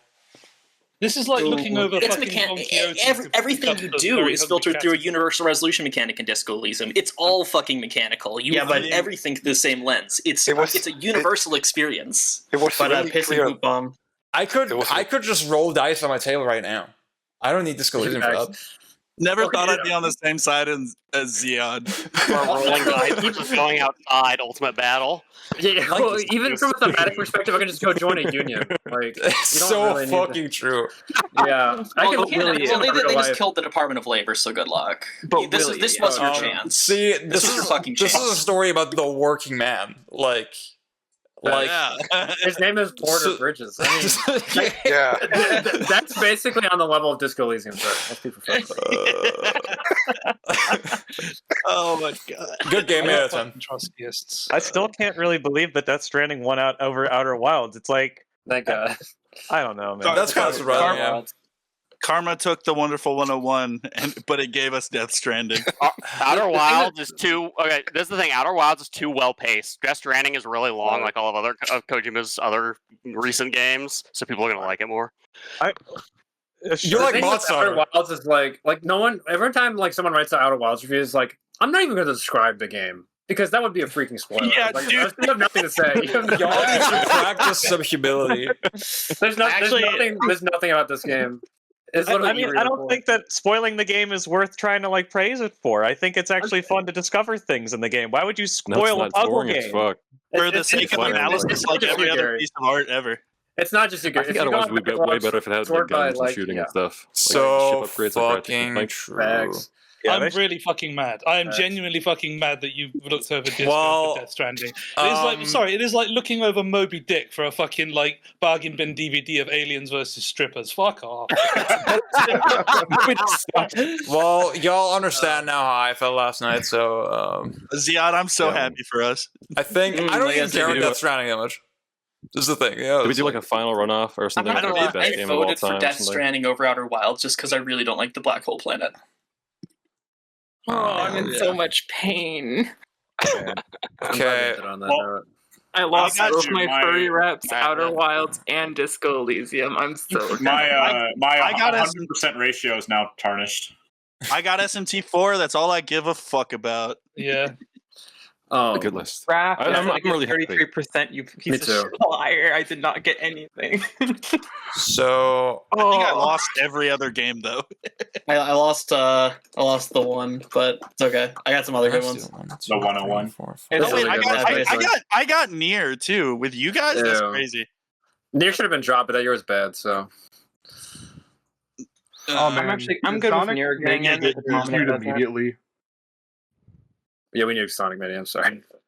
Yeah. Okay. That's a hard year, though. I mean, let's. I mean, you got it. Yeah, that was actually the hardest. That was one of the hardest, if not the hardest years. Yeah. That was Evan, I was fighting for it. That was the first good year. I was also fighting for Sonic Mania. Yeah. Yeah, I know. Hot Pocket was right about that 5-year run. That's like insane. You wouldn't know it by looking at these fucking results. This is the list. Okay. So good. Nobody's happy. So I'm ecstatic. Yeah, I'm pretty happy. Wait, what? So what? I gotta see what like 101 lost to in 2013. fucking Monster I Hunter. played none of these. What the fuck? Y'all lost the there. And Kentucky Route. None of y'all care. I've never seen like Raph's talked about this game and Ash and Luna, I guess, but like none of y'all have talked about this game ever. I'm gonna laugh so hard to play that game, and I'm like, oh, this story's bad. I can't wait. I can't fucking Americana, yuck, ooh, yuck. Yeah, exactly. I mean, the thing is, I'm sure this is a good game. I'm just saying, America, ew. Y'all were just out for me. I'm glad 3D World is on here. Thank fucking God. I Odyssey didn't make it. I can live with that. Yeah, this is like actually a great burning list. Wonderful 101 on. Yeah, Papers, Please is good. And see, Papers, Please got on. That's better Disco Elysium.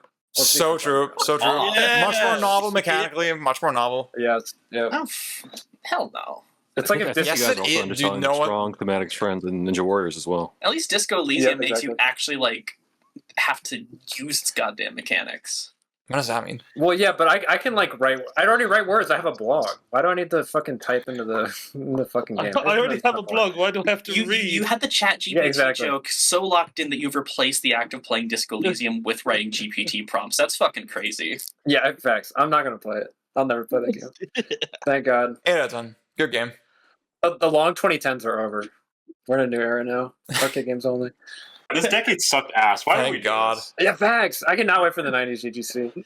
I think like that joke prompt where it's like the second half of the 90s and second half of the 2010s. That would have been a good like. That would have been so. I'll have to come up with something for 90s because I think most of us agree that first half of that decade is a little amnesic. No, we literally could just do the second half of 90s, first half of 2020s. It'd be when are you gonna actually start fucking playing Daytona?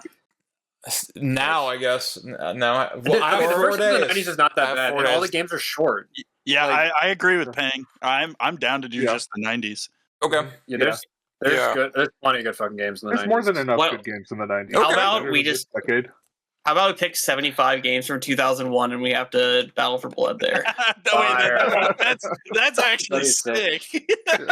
All right, I gotta hop off now. I'm going to see a movie. Yeah, let me do a formal sign off. Fun GGC with a lot of upsets. I like this format. Like I said, I don't know. Maybe some of these are not the results some of y'all wanted. Maybe it got a little heated a couple times, but it was fun. We all love each other. You know, this is all friendly. We do. Yeah. Well, I'm just glad that the second night ended dramatically instead of like having an awkward come down. Like this was a much better paced drama. Y'all will now be seeing the Kingdom of Heaven. Yeah, I voted for it. I fucking voted for 101. Yeah, this was the most robusty good games. Yeah, dude. Hope y'all enjoy watching it as much as we did recording it or whatever.